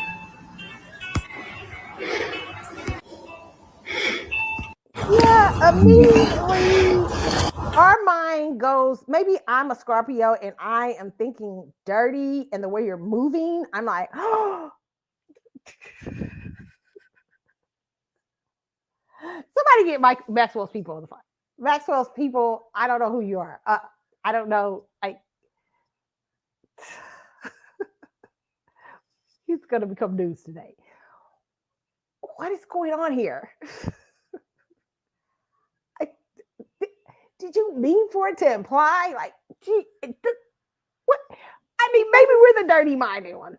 I don't know. What does it look like to you guys? I was like, is there somebody we're not seeing in the room? Are you like the way he was moving and everything? I'm almost like, did he? But he's a triple air sign, so I'm like, he might be unaware really of how he does. And then he might be very aware because I think he likes attention. But I'm sitting thinking in my head, I'm like, are you getting your dick? Are you having a blowjob on live? I think all of us are thinking it, but nobody wants to say it. And then you show that monument, which looks like a very sexual monument. I mean, even though it's not. I know what the monument is, but you know, it has that symbol, like the phallic. It implies so many things, Maxwell's people. It implies so many things. So could Janet actually? No, Janet's people would be on the line like a guy. Even though, you know, I've heard stories. I've heard Janet is a wild one. Okay, but this allegedly, Janet's people be on the line like, we don't want people to know we wild up in the streets. But Geminis typically, they have so many twins and personalities, they don't give a fuck. Like it's one Gemini twin that might give a fuck, but the rest of them don't. Like, yeah, we're online. It looks like that, but really, I was just running on my treadmill. Like I said, you're like, but you're telling Jim, yeah, but like you're sweating in the video, and you're breathing hard. Then you know what it looks like. No, oh my God.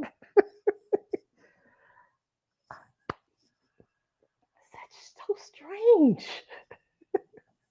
I wasn't going to talk about this week. I wasn't going to talk about it. I was not. But because I was talking about the Janet and Maxwell compared it to Travis and Janet and JD, he got brought up. Oh my God, the video. Maxwell's people, this looks very looks sexual. It might not be sexual at all. I don't think it is, but you read the comments, everybody's like, what is like what's happening here?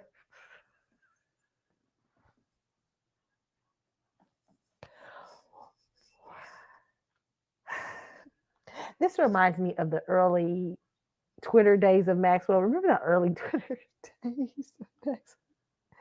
It's something that's happening because he doesn't have them as much anymore, but he used to have the early Twitter days where he used to have like I saw him have an argument online with somebody or come on and say something smart with somebody. It reminds me of like that twin is back. The twin is back. The out of control, like little, like almost like a little minute, like a little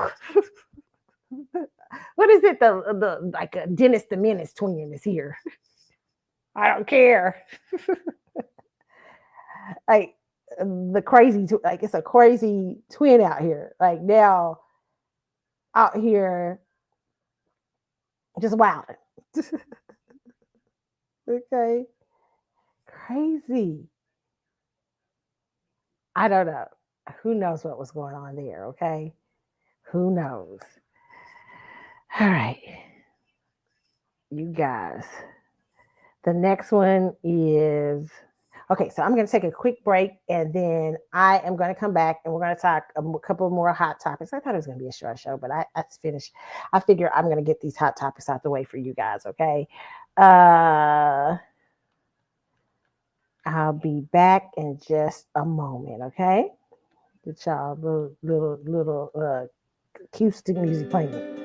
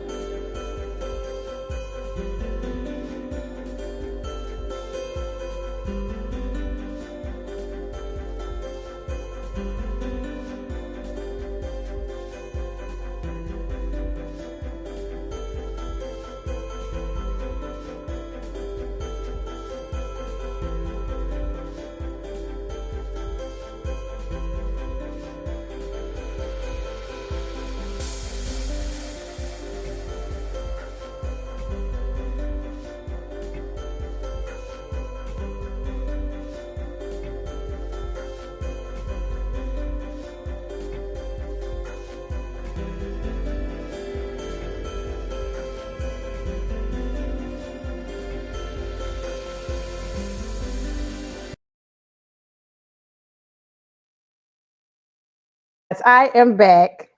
Okay, if you just missed it, I had what did we do? We watched the Maxwell the video of Maxwell. Listen, he's so cute while doing it though. But it's like, oh my God, what's going on here? Yeah, so that was funny. We just talked about that. All right, you guys, I am back. Listen, okay. We're trying to discuss what do we gotta do? What's the other things we're going to discuss? Okay.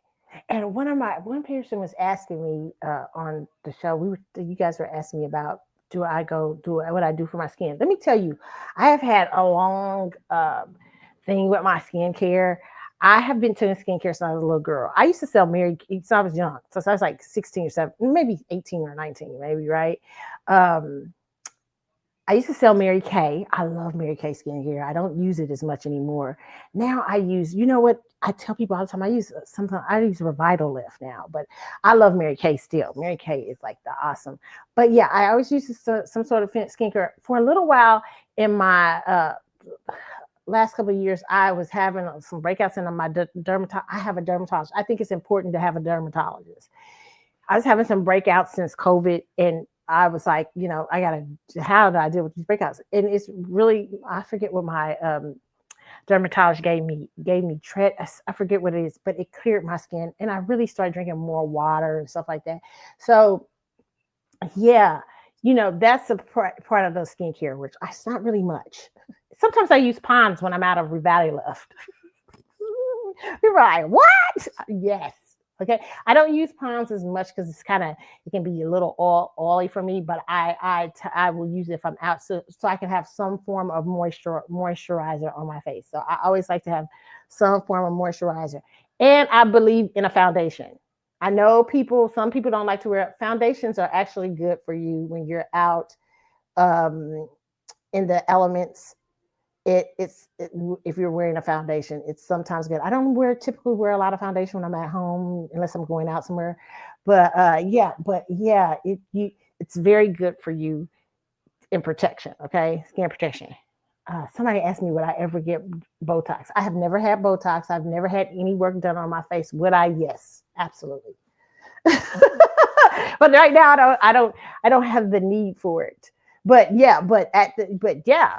Yeah, totally. Yeah, heck yeah. Okay, you know what I'm saying? So that's on that. That's the answer on the skincare. I hope I answered it. All right. So I wanted to share this. Let me see.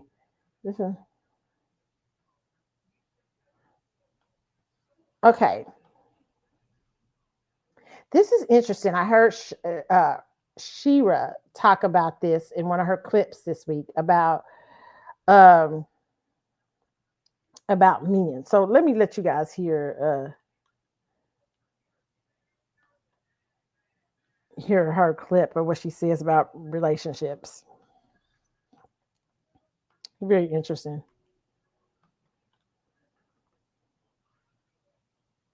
Well, how can a man be in a relationship with a woman he doesn't like? Let me tell you how. Man can be in a relationship with a woman he doesn't like because everybody else likes her, and it looks good from far away, or he can't get anybody better, or you're the placeholder, or whatever, or they grew not to like you based on how you responded to things. So whatever the reason is that they don't like you, you have to wake up and see that. Just because they don't leave doesn't mean that they like you. Okay?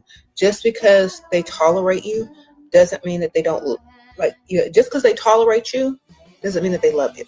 Okay? So y'all have to understand the difference. If that man is not providing for you and making your life 10 times easier, and he's always complaining and he doesn't want to do anything for you, and you feel like a burden to him, he doesn't love you anymore. Or he doesn't love you at all. If you're doing more for him than he's doing for you, you're making his life easier because you actually love him more. Okay?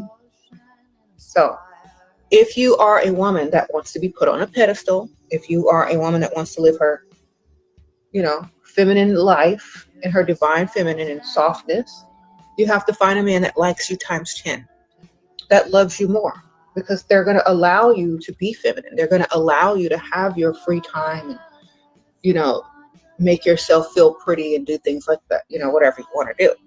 They're not going to make you feel like you're a burden because they want to keep you. The moment a man starts making a woman feel like a burden, she looks elsewhere for someone stronger with more so that she can continue to live in her soft feminine era. You know what I mean? Wow. Okay. Shira, I love Shira. That's from Shira 7 Clips. Okay. Shira is one of the people I like. I love Chloe. Chloe's one of my favorites. But do I agree with her on this clip? Yes, I have always said men can marry you and not like you. Men can date you and not like you. I just talked about it with Taylor Swift and Travis Kelce. I really actually think Travis Kelce likes her. I think he likes the experience of Taylor Swift. I'm a pop star. I just keep hearing that song, Drake song, not a something. I keep hearing this song. Yeah, but yeah, I'm a pop star, not a doctor or whatever. I'm a pop star, not that's one of the Drake songs I like. I think he can like the experience with Taylor Swift, but Do I think he genuinely is he in love with her? No. And do I think he can marry her that way? Yes. Yeah.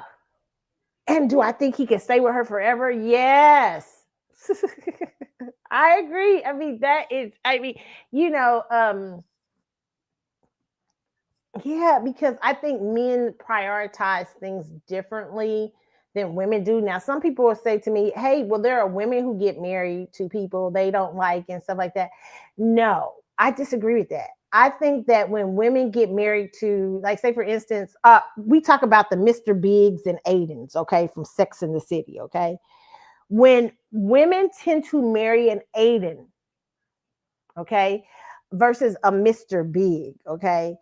If you guys have seen Sex and the City, if you haven't, you don't know what I'm talking about. Okay, Aiden was a guy that there's a character on Sex and the City. She was trying to choose between two men. One was Mr. Big, who was exciting. He was a big time executive. He, had it going on and stuff like that. And then Aiden's a good old country boy, stable, secure, smart. Loves her more than she loves him. Mr. Big is, I love you, but you're difficult, you're complicated. We gonna do this out. Sometimes I might cheat on you. Sometimes I might do this. He was all over the place. Okay, so the character on Sex and the City, Carrie, had this big choice. A lot of people hate the choice now. A lot of people say in real life, nobody would ever choose a Mr. Big. Okay, that's not true. People do choose Mr. Big. A lot of y'all married to Mr. Big. but most people marry agents. And it's not because they don't love them. It's because they have found themselves, and some people call it, some people might say settling. I don't know if I say settling. Sometimes, now I will say it's settling if if people are not at their best. Women settle when they're not at their best self. Women will typically settle with a man when they're not at their best self. Okay. But a lot of times what happens with a lot of women too is they've come to an age where their priorities have become different.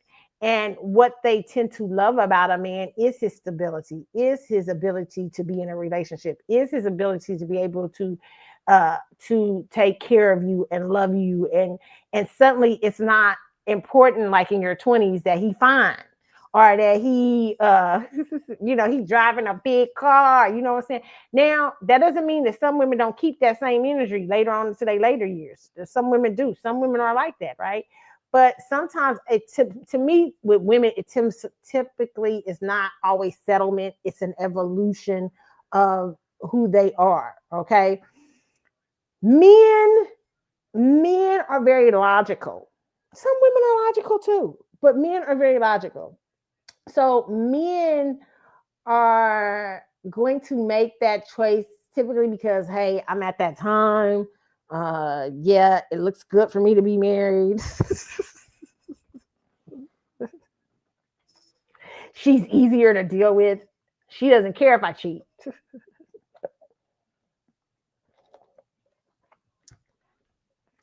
I can run around on her.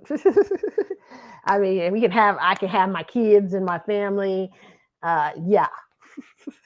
And so I think as women, we don't understand that those priorities are very different. That's why I say when you do have that relationship with a man, when you've met a man and you have that chemistry and everything, make sure the chemistry is not just one fucking sided. I feel, my personal opinion, I do agree with Shira that where a man's heart is, so his treasure lies. You know what I'm saying? Men are gonna spin that cat. They want you to look good. When they value something, they value it. I mean, they are valuing it. I had one friend who used to be a playgirl out here in these streets. And she had one solid relationship she with for a long time. But, she had her little side pieces and stuff. Not one of them men did not value her. Every last one. I thought that shit. I was like, that's crazy. This was I was younger back in the day. We was young. We was in our 30s. And this bitch, she had one relationship that was like, the one dude was like, he was the loyal. She'd been with him for a long time, whatever. They weren't married yet. But she had other men. And every last man, even knowing that they weren't the main guy, but they were trying to be the main guy, every last man showed that they valued her in some wild way. They were not without investment in her. I said, how the hell did you do that? I mean, valued her,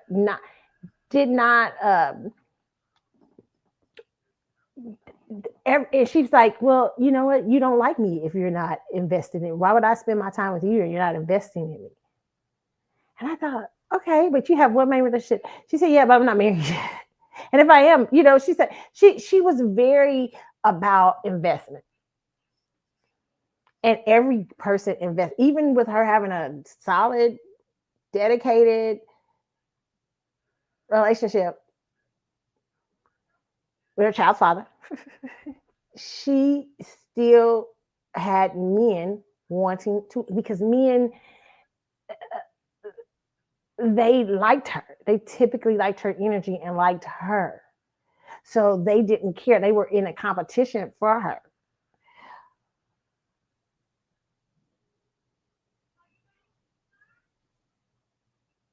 I think most men hate that. Most men hate. I tend to think most men hate that, but they will. They're women like that always tend to control in my opinion, somewhat of the men, because they have an energy of love is action, love is investment, love is this and that. And if you're not showing me that, then I don't take you seriously. I don't value you. What I'm saying is most men appreciate a woman, I think, even if it's crazy, if it's a crazy situation, they appreciate you to set the value system. Like you're setting your standards and you're keeping them. If they can't hang, if they can hang, they can hang. If they can't, they can't. But I think you have a lot of men who tend to will come into that. They're attracted about that female that does that. But I agree with Shira. Now, if she becomes too difficult and those guys realize that she's not going to come for them or whatever, they might marry someone else who they didn't like as much. But just because they were readily available and they didn't even put as much investment in those women to get them. Like, I'm sure some of those men that she didn't end up with, they probably put so much investment in her and did not have to put as much investment in their people, because when they were raised, so that they went to something they thought was very easy. Okay. But yeah, I do. But it's a danger to me when men have that, when men marry women that they find easy. I feel there's a danger in that, because I think men want comfort and you have to challenge them and everything like that. But I think that if a man is you have to find the reasons why a man wants to be in your life. And if a man is not investing in you, then I would really second guess what is going on there. Okay. And investment of time, and it's just not just money, it could be investment of time, whatever is precious to him. Because remember, you can date wealthy men and wealthy men may not value money so much, because they got a lot of it. So they can throw you a nice gift. That's nothing to them. They throw in 10 girlfriends. If they got a lot of money, if you Diddy, you could probably buy 6 girlfriends Rolex watches. You know what I'm saying? That's what he was doing. Before he went down, he was throwing money to chicks. You know what I'm saying? Money was not the value system for him. But if he spent a lot of time with you, the difference I noticed between what it looked like, I don't know if that was an act or not, but the difference between Young Miami and the other women is he spent time with her. He seemed like he spent genuine time. He was having conversations, even, and it was the quality of the time, I think. Whereas if he's just throwing you out, hey, for your time, a Rolex for a freak off, is money is not so important to him because he has so much of it. And you might be important factor to him for a point. So you got to find out what the man's value systems is. If a man is very busy and the most expensive thing he has to give away is his time, then if he doesn't spend any with you and just throws money at you, now some women say, I'm okay with that. But if he doesn't spend any time with you or anything, and he's just throwing some money at the situation or something like that, then probably you're not the most important thing. It's who he's going to spend that time with. He says, hey, I'm going away for a week with my girl. I can't be bothered that week. Or, I'm very busy, but I'm spending a week with this particular, if time is his most valuable thing, then you're important to him. Right. But you got to see what that value system is for him. Does he give big gifts to all his girlfriends? Like if he's a big gift giver to all his girlfriends, so like you might say, now there may be girls that he's been in love with, but if he's been typically a gift giver, a guy who tricks off on girls or gives off gifts, then it's nothing. That's not a value for him. It's not important to him to give you. It's not a big deal if you say, if your dude buys you, if you come into the room and you see 20 things of roses. Well, how many chicks did he do that for before? You're like, people are like, he did his ex-girlfriend like that. He did the girlfriend before that. You know what I'm saying? But you have to understand what is his value system and what he values. And if he tends to give that to you or give that energy to you, then you'll know. But sometimes just because a man is tricking off on you does not mean he's in love with you or he likes you or he even, same thing with marriage. You know what I'm saying? So, because some men don't value their money is not now, if you got a man who values his money and he's like, and his money is the most important thing to him, and he's funny about how, not cheap, but he's funny. He's very buying you things is his way of saying, he not only does he tell you he loves you, but he also shows you in value, like taking you on trips, sending you this way, sending you this and that. And that's a value for him. Money is important for him. Then that's different. But with rich men, I think that's very hard to do because rich men sometimes have so much money. It doesn't mean that money isn't important to them. It just means they have so much money that they can afford to be loose with it and give big gifts and give big things and give this and that.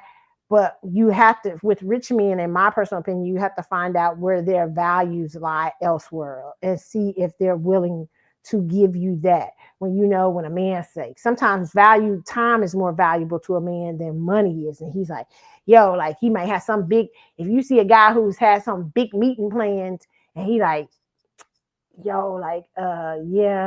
going to be able, what I'm going to do is try to set my meeting up to have a conference and then I can be on the trip with you too. Or do stuff like that, or I'm going to cancel the meeting or whatever. But he's valuing that time with you. And maybe that's a different story. Okay. So I hope I make sense on that one, y'all. Okay. What else do we need to talk about? I don't really want to talk about Will Smith talking about he turned down Django because of violence. And I don't know. I don't know what I think about Will right now. Okay, Will's out here. He's doing a lot. Okay, so I think, let's see, is that all that we're going to talk about? Because I don't think I have anything else for you guys. I was gonna, I think I hit all the topics that I wanted to hit with you guys.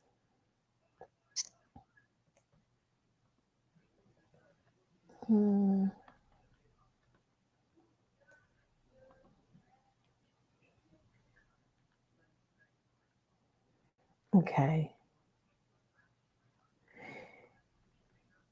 Yeah, well, I guess Will Smith had told, okay, let's go ahead and talk about it. Will Smith had told who was banned from the Academy Awards on the night he won the Oscar for King Richard after slapping the show host Chris Rock. This is from rhymeswithcinch.com. Said he turned down the role in Django Unchained because he couldn't connect to violence being the answer. Will, shut up. Sometimes Will overdoes his Libra thing, his Libra balancing act. Why can't you react? You've reacted with violence in other movies. I'm not quite sure what that is. It makes no sense. I mean, he's sitting in a room, and it really looks bad because he's sitting in a room where there's mostly white males, and he's saying, well, I couldn't try. It seems like you're trying to cater to what you would think they want to say. Stupid, ridiculous. I didn't like it. It just, yeah, that's not true, Will. And I'm glad Jamie did it. Jamie was better for the role anyway. But yeah, I totally and violence being the answer in protecting your family from people who are raping and brutalizing you and stuff like that. Shut up. I mean, I believe in self-defense. Okay, that's not violence. He should. Will, I didn't like what Will did in this. Okay. But yes, now also you guys wanted me to ask about, I forgot about this. The Smithsonian, Donald Trump allegedly trying to change Smithsonian and slavery. Listen, I'm going to tell y'all the truth, okay?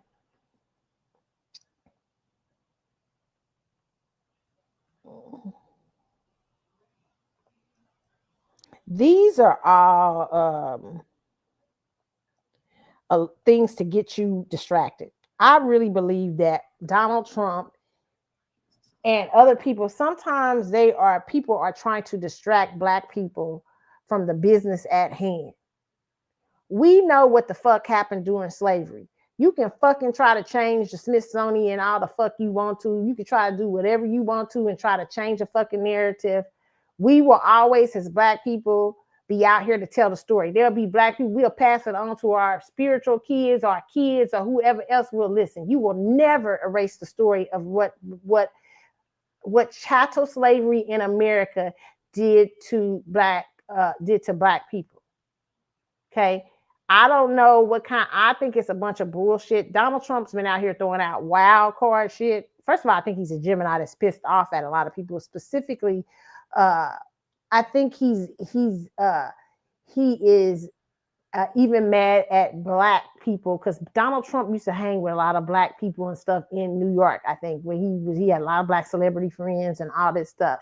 Doesn't mean he wasn't racist, because I believe every person in America has some to deal with some form. Every Black person that's white in America deals with some form of racism, and it's like just Black people having to fight themselves out, has to be the victim.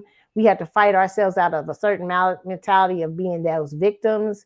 They have to fight themselves out of a certain mentality of being abusive in race, okay? Because the world says this to them. So not saying that Donald gives them that supremacy, and not saying, I think Donald Trump is angry. I think he is bitter and he is out here. I think there's a lot of things going on. But that's not important to me. See, these are things that they try to get Black people to move. You get so distracted over here. You're like, I hate Donald Trump. Donald Trump, that's what he makes me mad. And you're not emotional enough. You're becoming so unemotional, unhinged, that you're not dealing with, okay, Donald Trump, I do like that here that you were dealing with this. I do like that you dealt with this. I like that. I don't got no there are things I like that you've done and not like that you've done. You're not so emotionally hung up on racism, because we have to fight racism. We need to get the people together that fights him. There's a simple answer to that. Fight him on the Smithsonian. What the fuck is the Black Caucus doing besides talking about illegal immigration? They ain't even talking about you no more. You not mad at the people you should be mad at, the people who's supposed to be defending you. They ain't defending you, they defending other groups. And while you sitting here getting angry with Donald Trump, you ain't got the defenses, because the defensive ain't working the defensive. Of course, it's not just a white conservative that would. White conservatives are just bold enough to fucking say it, that they would like, to slavery to look like it wasn't that much. But you don't think white liberals think that way too? Hell yeah. And so that's why you can't be on those sides in this thing. It's a distraction. Even this is a distraction. Fuck, you can't change the narrative of slavery with your bum ass. You can't do it. But you can put pressure on people. There's pressures that you can put on. When you hear your churches or any conservative area or non-conservative area try to talk down slavery, don't let them.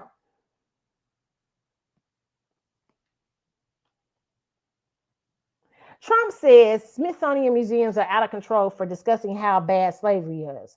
This country cannot be woke. First of all, when somebody says something this stupid, I know he's trying to create a distraction from something bigger. And he knows the trigger points for Black people in America. Black people, you gotta understand, your reaction is everything. If they can get you to waste your energy on the wrong shit, then you won't be a non-factor. Why is he doing this shit? Why is he talking this way? He's trying to get you to either waste your energy on something, or you're gonna have to make sure you got the things in place. It's no sense in hating him. He's no different than any other group, any other president. All presidents that have been in the White House have been supporters of white supremacy in some way or the other. They have to be. So stop it with just saying Donald Trump is a white supremacist. They all are. That's when you get to that place in your spirit, man, and understanding that, then you will stop being emotional when people say bullshit like this. You'll understand what kind of game were you playing, Donald? And then you'll understand, you'll say, okay, so now why isn't Donald Trump being confronted more? Then you'll have to look no further than your Black caucus, who is no longer the Black caucus. They've become something else. Basically controlled by another white supremacist group, in my opinion, which is white liberals.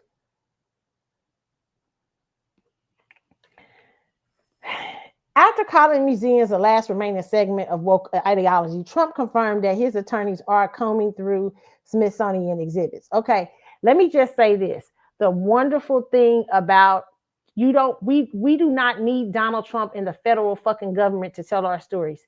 This is why I was against people trying to dog Tariq when he decided to open up the Hidden Black Museum. And even though even though Tariq is giving like comedy shows and parties, we don't understand. That's because we don't understand our people sometimes. Our people like entertainment.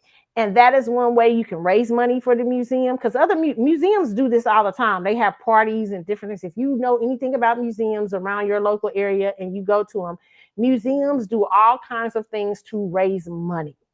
Okay, so and Tariq is typically, in my personal opinion, put his money, when he says he's gonna make a film, Tariq makes a film. And he should make some money off of it because he's putting his whole heart into making a film. We got this thing that we think Black people are just supposed to be working for free out here. I know, but Tariq is usually, because of some of the stuff he says, is so crazy to the average people, you know what I'm saying, the average society. He has to find some way to live and make his money. So I'm not mad at him for making coin, but I'm also not mad at him for creating a museum, because you can have museums like that and spaces like that will tell the story of slavery. Plus, he's put out several films to talk about hidden racism and stuff like that. So I respect him on that note. That's why I can't never be mad when people. I love ADOS and I love what ADOS is doing, but I can never be mad at somebody like Tariq Nasheed, who's always he does it in a different way. And I don't think he should. I just think it's not, I don't think that you can't be, because eventually what happens to a lot of people in the political atmosphere, sometimes they're burnt out because they're not making any money. They're this and that. So I'm not mad at him because he has a family to support. I don't get mad, but I also think that that those are stories that we can. So what you close the Smithsonian, you try to tell a fake ass story of the Smithsonian. Is this people always out here writing books and can tell the narrative? We got the internet, Donald. But he said how unsatisfied he is with the Smithsonian Museums in a true social post on Tuesday. The Smithsonian is out of control, where everything discusses how horrible our country is, how bad slavery was, and how unaccomplished the downtrodden have been, the president wrote.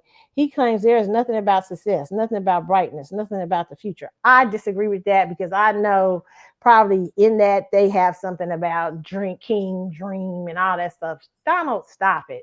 America has not been a dream for most Black Americans. No matter what delusion that some Black conservatives live in. Now, do I think that sometimes Black Americans, we create sometimes our own narratives and problems? Sometimes, yes. But for the most part, this country has not been very friendly to Black people either. Black American people who are its citizen at every turn. No other group of people have been more sabotaged, more come up against. You would think, I know you know that, Donald, because you know what America. See, I don't believe white males when they try to act like they don't know what the history of America. They very much know. This is gaslighting. And that's why I don't get so emotional about it, because I know he's gaslighting for a fucking reason. Why are you gaslighting? What is the problem? What are you trying to get Black people to do? Why are you trying? What is going on? So my personal opinion, too, is Donald Trump might want to see more of a fight from the Black caucus, more of a fight from the Black powers that be towards him. And there is a way to do that, to handle him.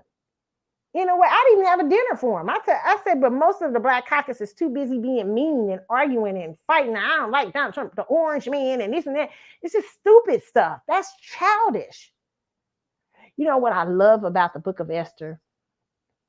Esther didn't deal with her enemy. She knew a man was coming to kill her and her family. Her uncle comes up into, Esther's a politician. Let me tell you politicians something where you trying. This is why I say, Black people, what we think, why we get into trouble so much here in America and why we have is our discernment has been terrible about the politicians that we put in office. We think if somebody show our emotional levels, and like Jasmine Crockett, no offense to her, but Jasmine has not been a serious politician to me. She's just somebody arguing with the other lady, and they've been back and forth. She don't. I don't take her seriously at all.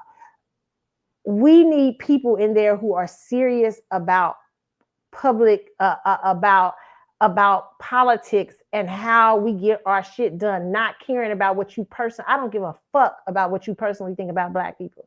I don't give a fuck about how you feel if you a racist undercover. Okay, that's you and God. You got to deal with your own heart and mind. What I care about is making sure that my people, no matter how you feel, my people get done to them what they rightly deserve to get for them, and that they don't be mistreated by you. And that comes in the form of politics. That doesn't become in the form of being angry and mad all the time and being mean and saying stupid stuff. The orange man, he orange, he this, he blue, he cool. You know, so I don't give a shit about that. Why are you even arguing that?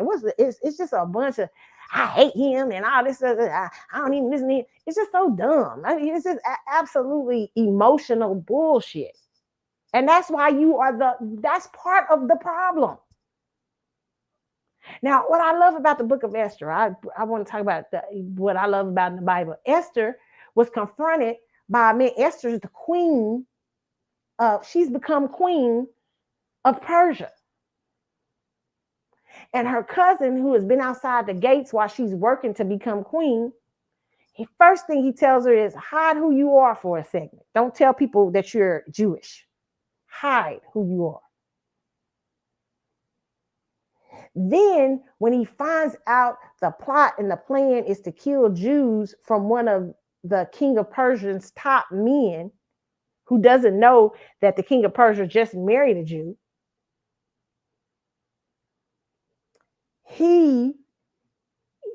her cousin comes to her and says, hey, this guy's planning to kill us and we ain't got nowhere around it. Okay, now's the time for you to stop being hidden. Who knows? Maybe you have come to the kingdom for such a time as this. Suddenly, Esther, being a spiritual person, because I feel like we need to be spiritual. We're not spiritual. We've been reacting on emotions so much. She prayed, fasted, and then she went into the king's thing. And she didn't go in there telling the king, see, this is what what's the name? Name trying to do this. He trying to kill me and my people, and this ain't blah blah blah. She said, King, he says, he gives her, he says, hey, Esther, you can have anything you want, up to half the kingdom. Now, you think Esther couldn't go in right there? No, Esther said, I'm gonna use some wisdom here. King, let me throw a banquet party for you and your head man. I want to honor you. She's the ultimate politician. She's not emotional. She knows this man trying to kill her people, but she knows she got to move in a certain way before she presents. Even though the king is after her, offering her up to half the kingdom, she is working from a spiritual perspective and a smart standpoint. She's very discerning. King is like, oh. And the man, she also pulls down the guards of the man who is trying to kill her and her people, because this man doesn't know who she is. He doesn't know that she's really a Jew. First time they meet in the banquet, she gives him, food and everything, and then the king is like, okay, Esther, tell me, what is it that you want? She says, let's have another banquet. He's like, okay. And she said, then I'll tell you. Then I'll make my request to you. Next, she doesn't even tell him after the first banquet. She done hooked him and the man who's trying to kill her and her people up. She hooking him up. She being kind to him. She throwing nice to him. Then the second time they come into him, he's like, all right, Esther, you got to tell me what's going on. And she says, then she lays it on him. This man trying to kill me and my family. And we ain't got no way, me and my group, me and my people, and we have no way to deal with it. And he's saying, hey, I signed the royal edict, but this is what I'll do.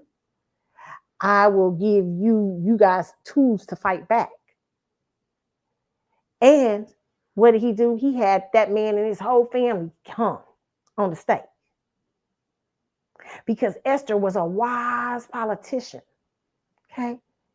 You can't be out there arguing like Jasmine Crockett and Orange Man, you get on my nerves, and you, Donald Trump, you ain't gonna do this, and talking all that sister girl.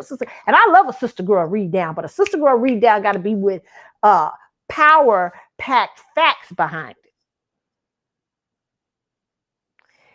You guys should be having a banquet for Donald Trump. You should be learning the political laws of Esther. Mr. Trump, we want to have, the Black Caucus wants to invite you to a dinner. We need to have a discussion. The Black Caucus welcomes you, Donald Trump. You got to learn how to deal to the ego. And then when that doesn't work, then you begin to lay out this is what we're going to do. Now, what we're going to tell you, we're giving you a banquet, we talk to you, but in a minute, we're about to fight you. You're about to get that pressure. There are ways to deal, but we can't politically deal with people because we're too emotional. And what MSNBC and these liberal media outlets and conservative ones, Fox and all of them have done is created political theater that has gotten our people so wrapped up into conservative versus liberal. It's just some dumb stuff. When Black people are mostly conservative anyway, when you talk to them and their ideas and thoughts. You just don't like racism. And understandably, because you've been the victim of it in America. Okay, when things like this come up with Donald Trump, if you don't got politicians in there that is knowing how to politically handle things smartly like Esther did, knowing how to maneuver in those places, they're letting white liberals control every move they make, then you no longer have a caucus that is for you. It is no longer. I say there is no Black caucus. I always say I don't know what's up there. I don't know. I don't see the Black caucus don't exist to me though, boy. I don't see nobody fighting for Black people's situation. I don't see nobody fighting for These are people who come talking about they fighting for everybody. The white liberals done changed their whole concept. They out there. There is no more Black caucus fighting for Black Americans in America. Nobody. No fighting for hate crime bills for Black people. Nothing. They fight for everybody else but you. Ain't even talking about reparations. Nothing.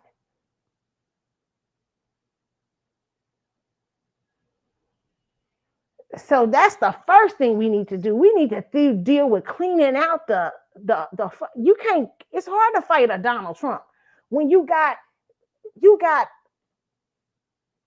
people up there who are that the corporations and now liberal media are controlling. Crazy. But it says, days after ordering an internal review of Smithsonian Institution exhibits, President Donald Trump went on Truth Social to criticize the museum.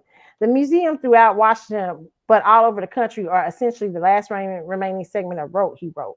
The Smithsonian is out of control, where everything is discussed as how horrible the country is, how bad slavery was, how accomplished the downtrodden have been, because America has a horrible past, and Donald Trump knows that. America was so racist at one time that even they didn't even acknowledge Jesse Owens winning the gold. They said, well, Hitler acknowledged Jesse Owens winning the gold by sending him allegedly a gift. Roosevelt didn't even do that. You think black and white water fountains, allowing government sanctioned black and white water fountains was, it's not, this is not bad? You think people having to go to school in desegregated situation, trying to desegregate a school and come to school with white people while white people are outside spitting on them, calling them niggas? No, Donald Trump, that was not a fragment of our imagination. And Donald Trump knows that. There's nothing to, this is somebody who is gaslighting you. That's why you don't have to argue with him. He knows very well what America has been. Donald Trump has to please, he has a certain base and a certain constituent. That's why I said y'all was too busy arguing about project. I like certain things that Donald Trump has done as a non-globalist. Now, I will say that. But there's certain things I don't like. But I'm not emotional like that. In that way. I'm emotional, but not in that way. Donald Trump has a constituent. When I told y'all about Project 2025, y'all was too busy talking about them people, but them people actually was doing what they was doing. They was actually playing the game of politics. They was creating a thing and saying, Donald Trump, this is how we want you to move. When you get in here, if we put you in office, this is how you gonna move. You guys don't do that for the Democrats. You just spent hours on these black radio talk shows, all of them, because they all ran by white liberals. The white liberals are controlling them. Democratic Party. All they did was sit and talked about non-solutions, made you hate people, made you dislike them instead of coming up with the solutions of how to deal with this. Meanwhile, there was no Project 2025 for the Democrats. Oh, Kamala, you ain't getting up in there, baby, without not addressing some Black American issues. And here's our project for you. You don't think that was smart. They were doing smart politics, and you can't admit they're doing smart politics because you don't like, because they're racist. No, you got to be clear-headed. Yes, they're racist, but they're also doing politics, which you are not. You're arguing, you're too emotional and arguing about their politics, instead of you doing your own politics to pressure your own party. You just assume the Democrats are working for your good, and they are not. They are politicians on another scale. They support white supremacy by being your friend. One says, we don't give a shit. We ain't your friend. One says, we're your friend, but we're not going to help you really. I mean, we just make it easier for you to deal with racism in America.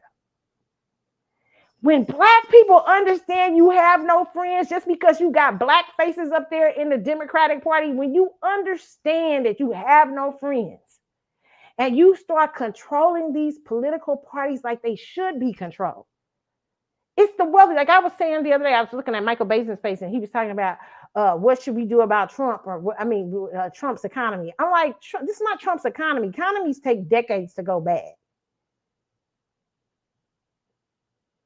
But what black people should look at, what we should have been paying attention to instead of paying attention to how much you hate Trump, how much you they know what to direct your energy towards. You were spending so much time I hate Trump, I hate this and that, hate. And you didn't look to see some people is going to get rich off of Trump's economy. You didn't say, damn, how's Trump moving right now? What's he going to be investing in? Shit, I mean, I don't like his ass, but listen here, what's the investment here? What's this now? All right, we need to make sure we got this going on. Make sure we got this happening. Make sure, but you were too busy out here arguing with people online, doing dumb shit, because they take Black American trauma and they trigger you. And because you have such powerful energy, you have the energy that brought in the civil rights movement. You have the energy that broke segregation in America's back, that broke in America's back, that brought in America the civil rights movement, that toppled a racist, not all the way, but kind of toppled a racist time in America where they were being straight up, made America ashamed. That's the kind of energy. So what they've learned to do about you is trigger you.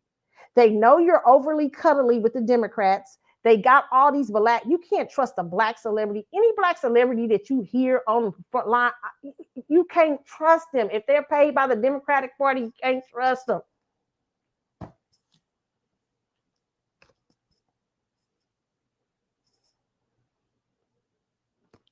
You can't. Malcolm has tried to tell y'all these, I feel bad because Malcolm was telling y'all, Malcolm tried to tell y'all years and years ago about the dangers of falling for the Democratic Party.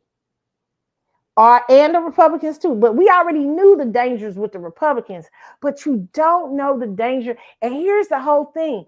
As a people, we have got to learn to be two-faced with these people, because they definitely don't have no loyalty to you. None. Nobody is your friend. There is nobody. Black people in America, there's nobody coming to save you. Nobody. And until we learn to start saying, you know what? Hey, I see the current Pride Caucus up here. And we start saying, we got to get these people out of there. These people are not handling business. These people are not doing, hey man, we're going to start running around on y'all. You don't start doing the business of Black Americans. They getting paid by other groups. So they ain't got to do the business of you. You become a non-factor because all you do is emotionally watch MSNBC and listen to your D.L. Hughley and all these other Black radio shows who feed you non-solutions, but feed you things that trigger you and make you angry.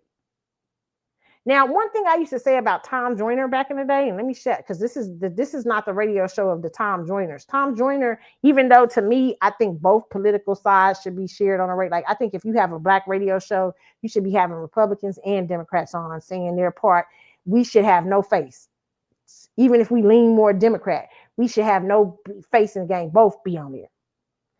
If you Ricky Smiley's show, you should have Donald Trump coming on talking to you. Well, Mr. Trump, we feel like that's not true about such and such in America. Racism was horrible and he give his story. Then you should have a Democratic nominees telling their story. You know what I'm saying? It should be both so that Black people hear the sound bites everywhere. We are intelligent enough to listen to both parties and know who the fuck we know what we want to do and how we want to move them.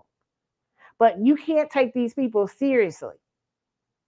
These are politicians. Politicians will do anything for money and votes. That's how you have to see them. I'm sure there's some good politicians out there, but you can't see them as good. You got to see them as being controlled by a system. And so the only time you have to make sure you understand what systems they're controlled by so you can put pressure on them. Just because there's a Black person in office don't mean they your friend. And they got the same value system as you. Most politicians, in my opinion, don't got no damn values. They do anything for a vote. A lot of them got in there because of money. Not because they want a civil duty. It's just the easiest fucking thing. Politics is like the easiest fucking thing to get in if you want to make money. If I want to make money tonight, politics is the thing to do. And it's sad because there are people who genuinely want to do civic duty, but it's become so corrupt.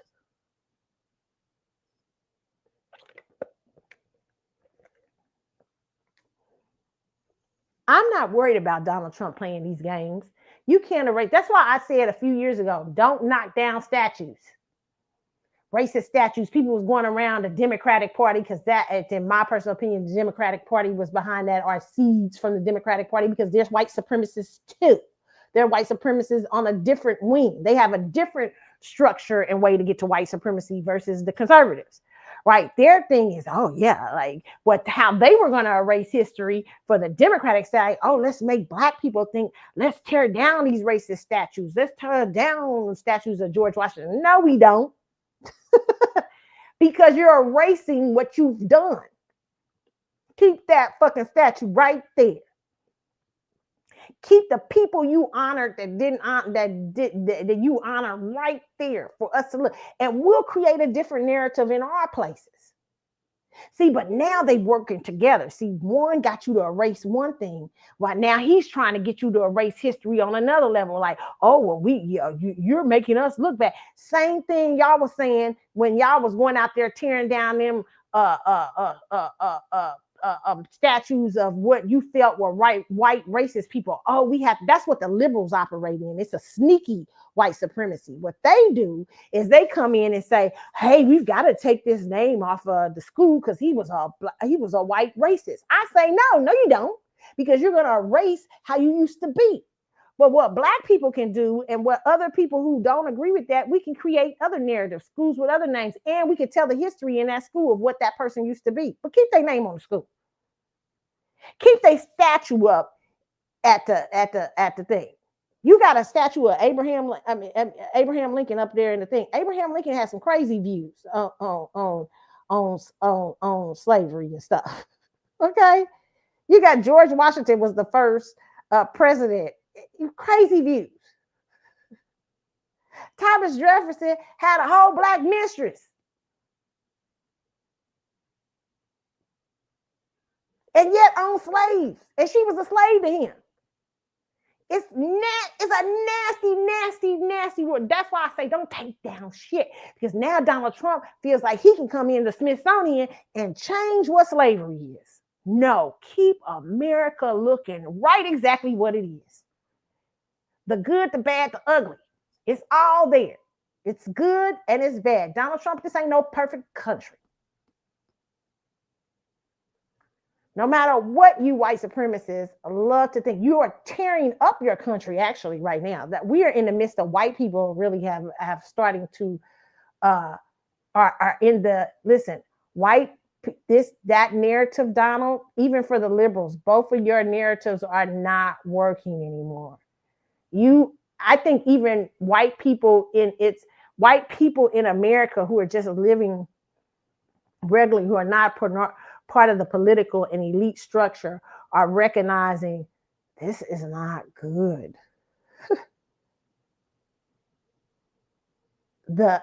When you don't deal with America's sin, you don't think that's going to spiritually not corrupt you? And you keep it. These are religious people. These are people who claim to know the Bible. It's just crazy to me. It's always crazy to me because I'm like, how do you know the Bible? And you not telling Donald Trump, you better listen here. You better repent. Slavery was not. America needs to be on its face. Repent. Slavery was not a good system, and we built this whole country off of it. If those Black people didn't give us almost 300 years of servitude under harsh conditions, we would never have been what we were.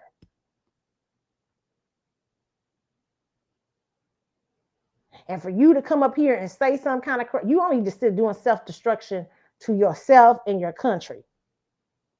Because there is a God. So do what you feel. You know what I'm saying? Spiritually, they know spiritually people. That's why I say spiritually, most people like Donald Trump understand that they're saying something to trigger. There's a trigger going on, and you need to understand why they're doing that. America has always wanted to erase its sin with slavery.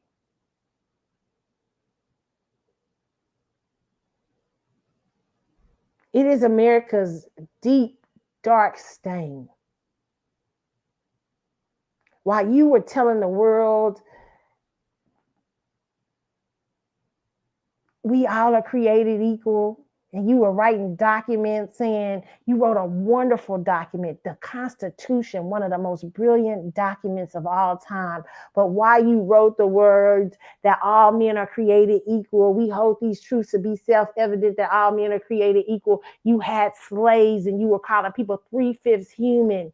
You were out there, some of your politicians, and this lady who said it was only 2%, yeah, it was a lot of elites that owned slaves, but everybody participated in the system of slavery in America. And it wasn't just a regular slave. You actually introduced in a different way racism to it. You didn't just enslave people. You started to tell these people, you're not even human. You 3/5 human, and you my property, and I can do with you what the fuck I want. And you know what? Your color makes you bad. You're evil because you're black. I'm better because I'm white. And then you told the lesser whites, so they can help you keep control of the black population, hey, they're better. You're better than them. What? You don't think that system was evil? Probably one of the most evil systems on earth. And it's sad because at the same time, you were telling the world you were the beacon of light for freedom and democracy to the world. Then we go 100 years after slavery down the line. After these people are free in America, you got the nerves to still have black water fountains, white water fountains. You're wrecking up places that they have. You're having government sanctioned terrorism in places like Rosewood, places like Tulsa, Oklahoma, that you still refuse to acknowledge.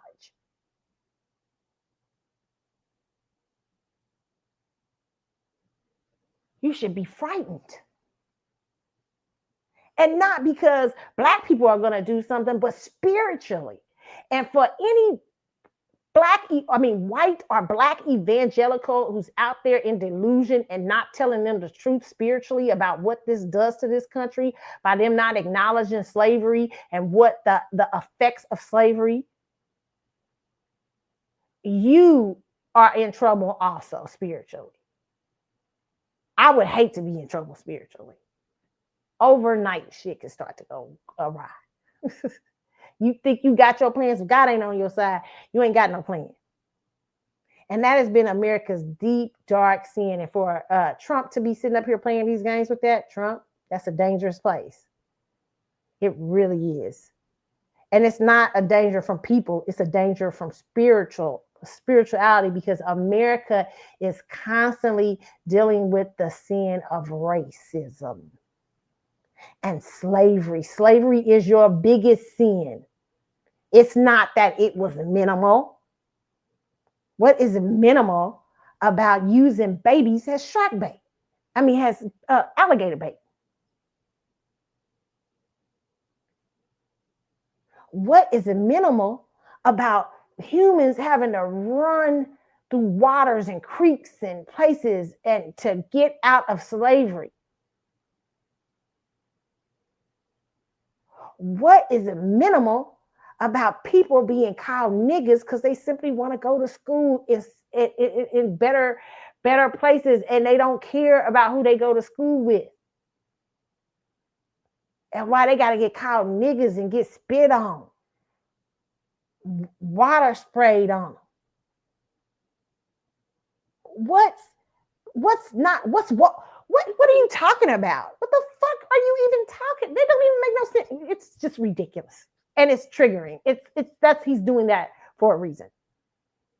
And I say, Black people, it is a turn for us to look at ourselves. Why is somebody stupid enough in 2025 to bring up this kind of shit? Why are you stupid enough? Why the fuck do you think you stupid enough to say something? You know how Black people roll. You know how we roll. You know how we turned over this country in the 1960s. And we had bigger racists than Lyndon B. Johnson was up the fuck there. Who the fuck you think? We done been through the Ronald Reagan years. Who the fuck you think? We done been through, Black people done lived through a lot of racists. Andrew Jackson, you name all these presidents. Who the fuck? But that's because we, like Tavis Smiley said, we dropped the ball with Barack Obama. We dropped the ball with Kamala Harris. Now these motherfuckers think they can say anything and do anything. So to me, Donald Trump being brave enough and bold enough to give out straight up white supremacy, this is not a time to get on a political side. No, this is a time for us to question ourselves and who we got. What is going on here? Wait a minute. Why you think you bold enough now to say some shit that you're going to change history? What's happened to us in the last few years that you're not as scared of our power anymore to say something like this? We have to look within and see that what we have done to ourselves by participating in political theater, listening to too much MSNBC, letting people talk for you and pretend like they're you and they're not you.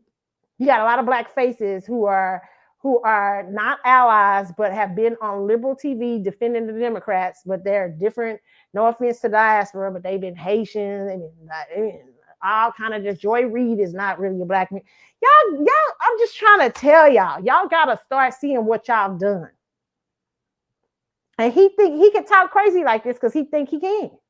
Y'all didn't check Barack Obama. Y'all didn't check Kamala Harris. Y'all didn't do nothing. So they figured out, hey, if you can't check your own politicians, you sure ain't going to check me.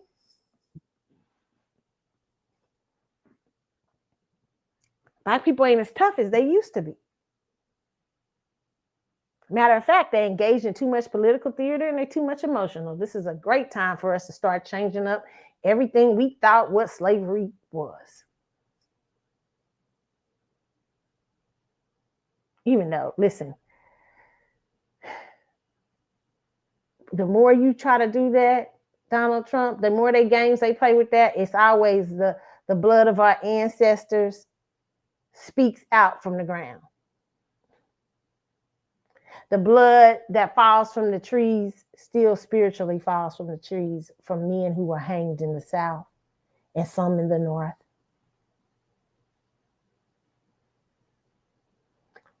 No matter how you try to say, oh, slavery was a nice concept. Everybody knows you weren't nice slave owners. You weren't easy slaves. You were harsh. And you spoke freedom. Then you went and you went over there and fought Hitler while you had black water fountains and while you had your own little fucking Holocaust going on.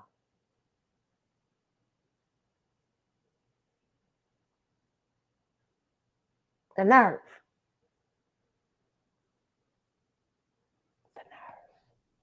And had black people helping. Black people fought during that time, greatly fought. Was part of the reason this country was successful in those wars. Black people were always there since the Revolutionary War. What the fuck are you talking about?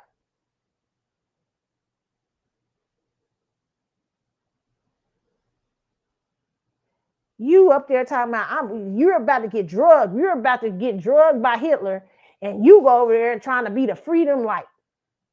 When the world gets to see you literally almost, was it like 20, 40, 30 years later, get to see the civil rights movement. And they say, well, look at here. It's not necessarily the home of the free, the home of the brave. Listen, television has been black people's friend. Television exposed all that shit.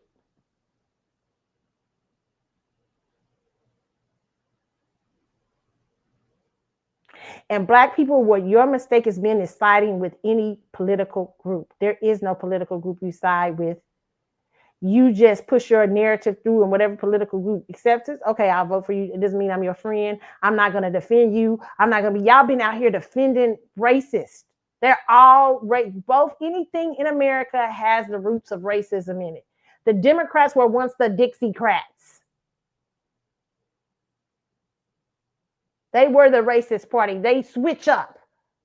It's all a political theater and game. Your part is to be, when they say Dr. King said you were supposed to be the moral compass in America. That is what you are here for. You're here to be the moral face. America. When you want to act like you're perfect, when you want to act like you don't have any sin, we're here to remind you. Yes, you do. And you need to be constantly humble and grateful that God didn't destroy you.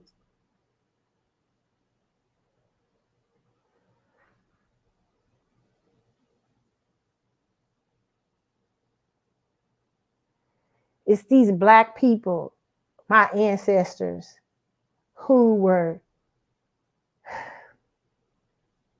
when you hear the stories, like when you really hear the stories of the slave trade, when you hear the stories of what happened during the American slavery,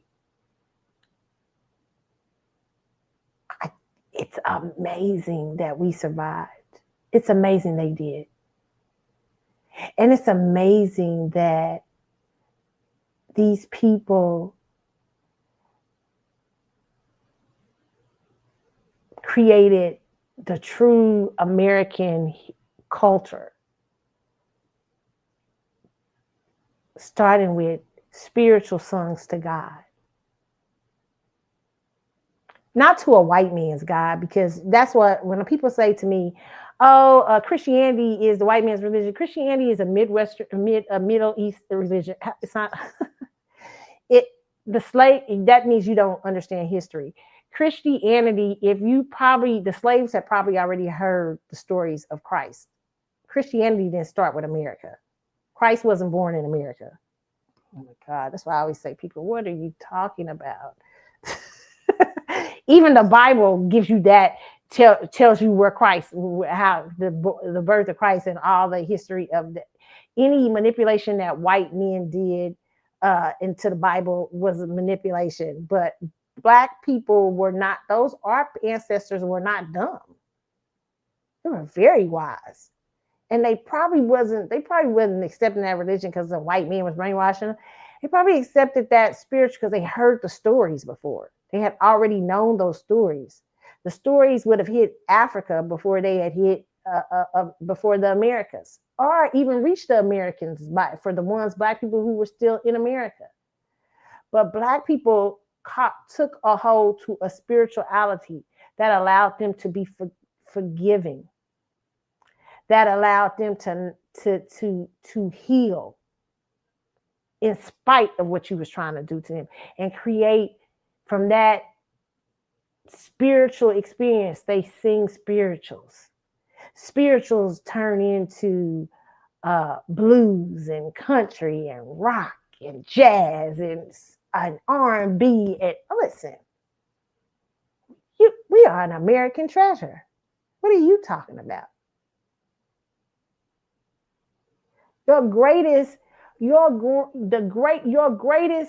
America's greatest sin has become their greatest investment.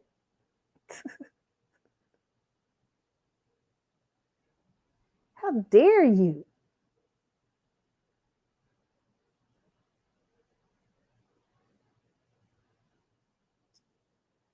Crazy. That's why I can laugh at it. That's why I don't have to take him seriously. Yeah, I mean, and I can still like certain things he do because I'm not emotionally attacked. I understand what the game is being played. But I will speak up for my people and their history. No joke. Black people are no joke in America. And what we've done to America, to me, part of its sustainability has been because of Black Americans.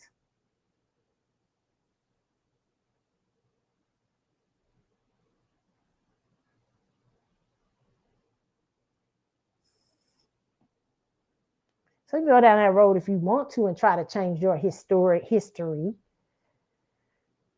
But most people will know it's a lie. Too much out here, Donald. You can't go back to the dark ages.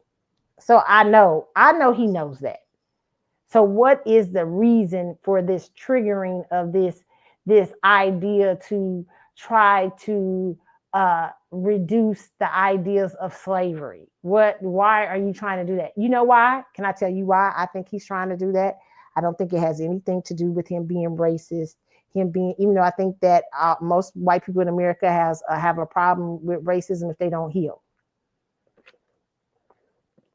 No, I think because he hears the march of reparations. That is going louder and louder and louder. It is time to pay back the people that you have disenfranchised the most in America.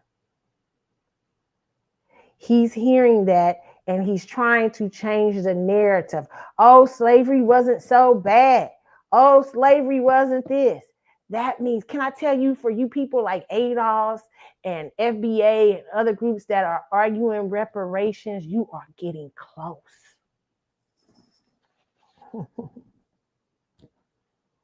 Oh, baby, you doing good. ADOS, especially y'all, because I know y'all doing the political work. Not to knock FBA or any other group. I love everybody because y'all work in different ways. But let me just say this.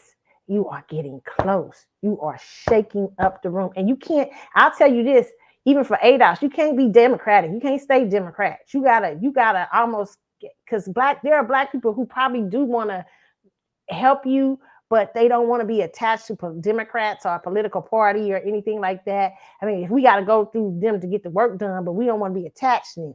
You know what I'm saying? Like there has to be a movement that is that's political, but one that's not attached to one political movement might do it, one other movement might do it, but there is no attachment that keeps Black people attached.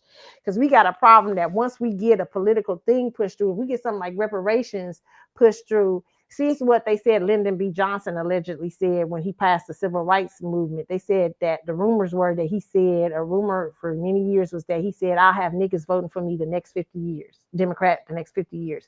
Because Black people you become too emotionally tied to a decision. Politically, you're never supposed to be tied to, no, okay, thank you, Democrats, that's a great, these next 4 years, we will support you in your endeavor because you're supporting reparations. Or Republicans, you're supporting reparations, we will support you for the next 4 years in your political endeavors. Once you change those out of our thing, we will no longer support you. We are not tied to you in any kind of way because you made one nice decision. That's how we need to be. That's how you have to be politically. You can't be tied to any group, okay? And you got to let them know that we will lower the hammer, okay? We will not vote for you. We will raise hell out here, okay?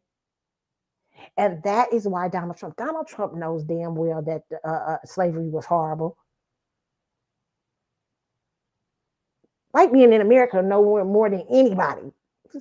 I remember I was talking to one of my people at work, and her son, she come from a racist kind of family. Her husband was he was from the South and he's kind of racist. And their daughter had a biracial baby.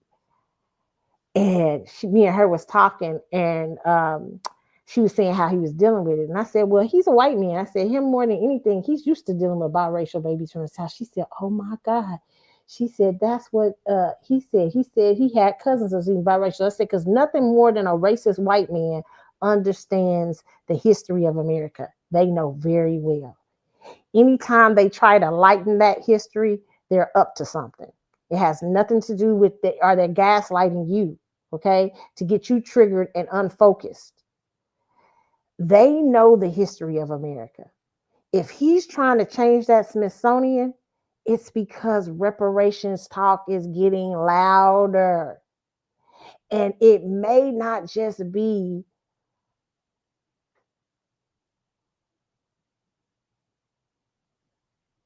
a domestic one.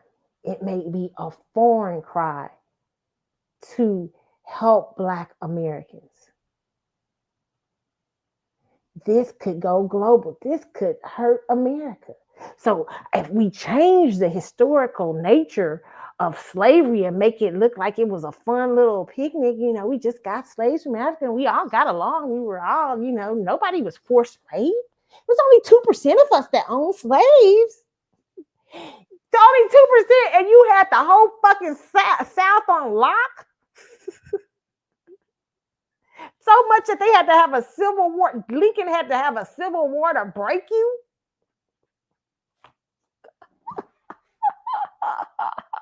They're funny, okay? It's gaslighting. They know exactly what's like. The most brutal war in American history. Yes, it wasn't just about slavery, but it was mostly about slavery.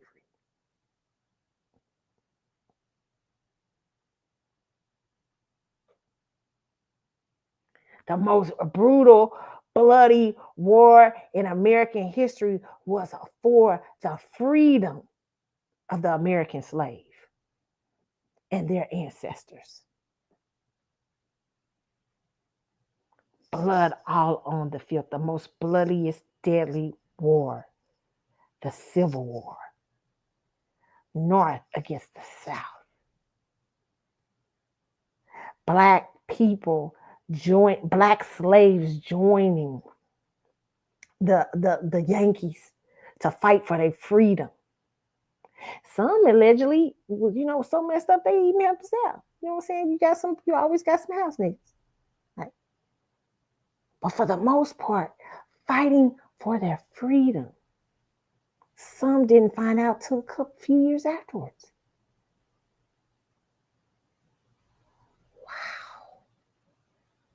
They know they're going to have to give this money up. They know they owe the children of the slaves. And let me tell you something. No more, the most beautiful spiritual grounding has been through the slaves, American slaves. So don't buy into don't let Donald Trump mess you up out in these streets talking this shit. Every real white man know the real deal about slavery. It ain't no arguing about it. Everybody understands what slavery was and what slavery, how brutal American slavery was. The most brutal of all of them. Not saying the other ones wasn't brutal, but American slavery reintroduces after many centuries the concept of race. Not only was American slavery brutal in nature, physically violent, brutal rapes of men and women, but American slavery proceeded to be mentally abusive. And then after slavery, for the next 100 years, they continued the abuse with, you're a nigga, you ain't nothing, you eat over here, you don't deserve to be with the white people, you do this, and it was government sanctioned. Jim Crow laws. Man, get out of here. Donald Trump knows it. That's why don't get mad. You can't even get mad, you gotta laugh. Because he knows. But what this argument is the grassroots. FBA, ADOS, all of y'all know y'all don't get along, but y'all are making such noise. They scared. They're going to have to get these coins out. So the only way that because now what you've done is you become a lot wiser. Listen, what's happening. The grassroots, not everybody, black people in America, most black people in America are still with the liberals and Democrats and stupid stuff, but the grassroots is that grassroots that always gets it early. The grassroots movements have really figured out this ain't never been really about race. Because you guys are having other racial people from diaspora coming over here, and you even treat them better than us when you find out they ain't us. This is about lineage and what we represent to America and who we are in America. Why are they trying to erase us out of America? Baby, they don't want to give up that money. They don't want to give up them checks. They don't want to give up them reparation checks. They still mad about it. Still mad you got away. As Paul Moody said, still mad you got away.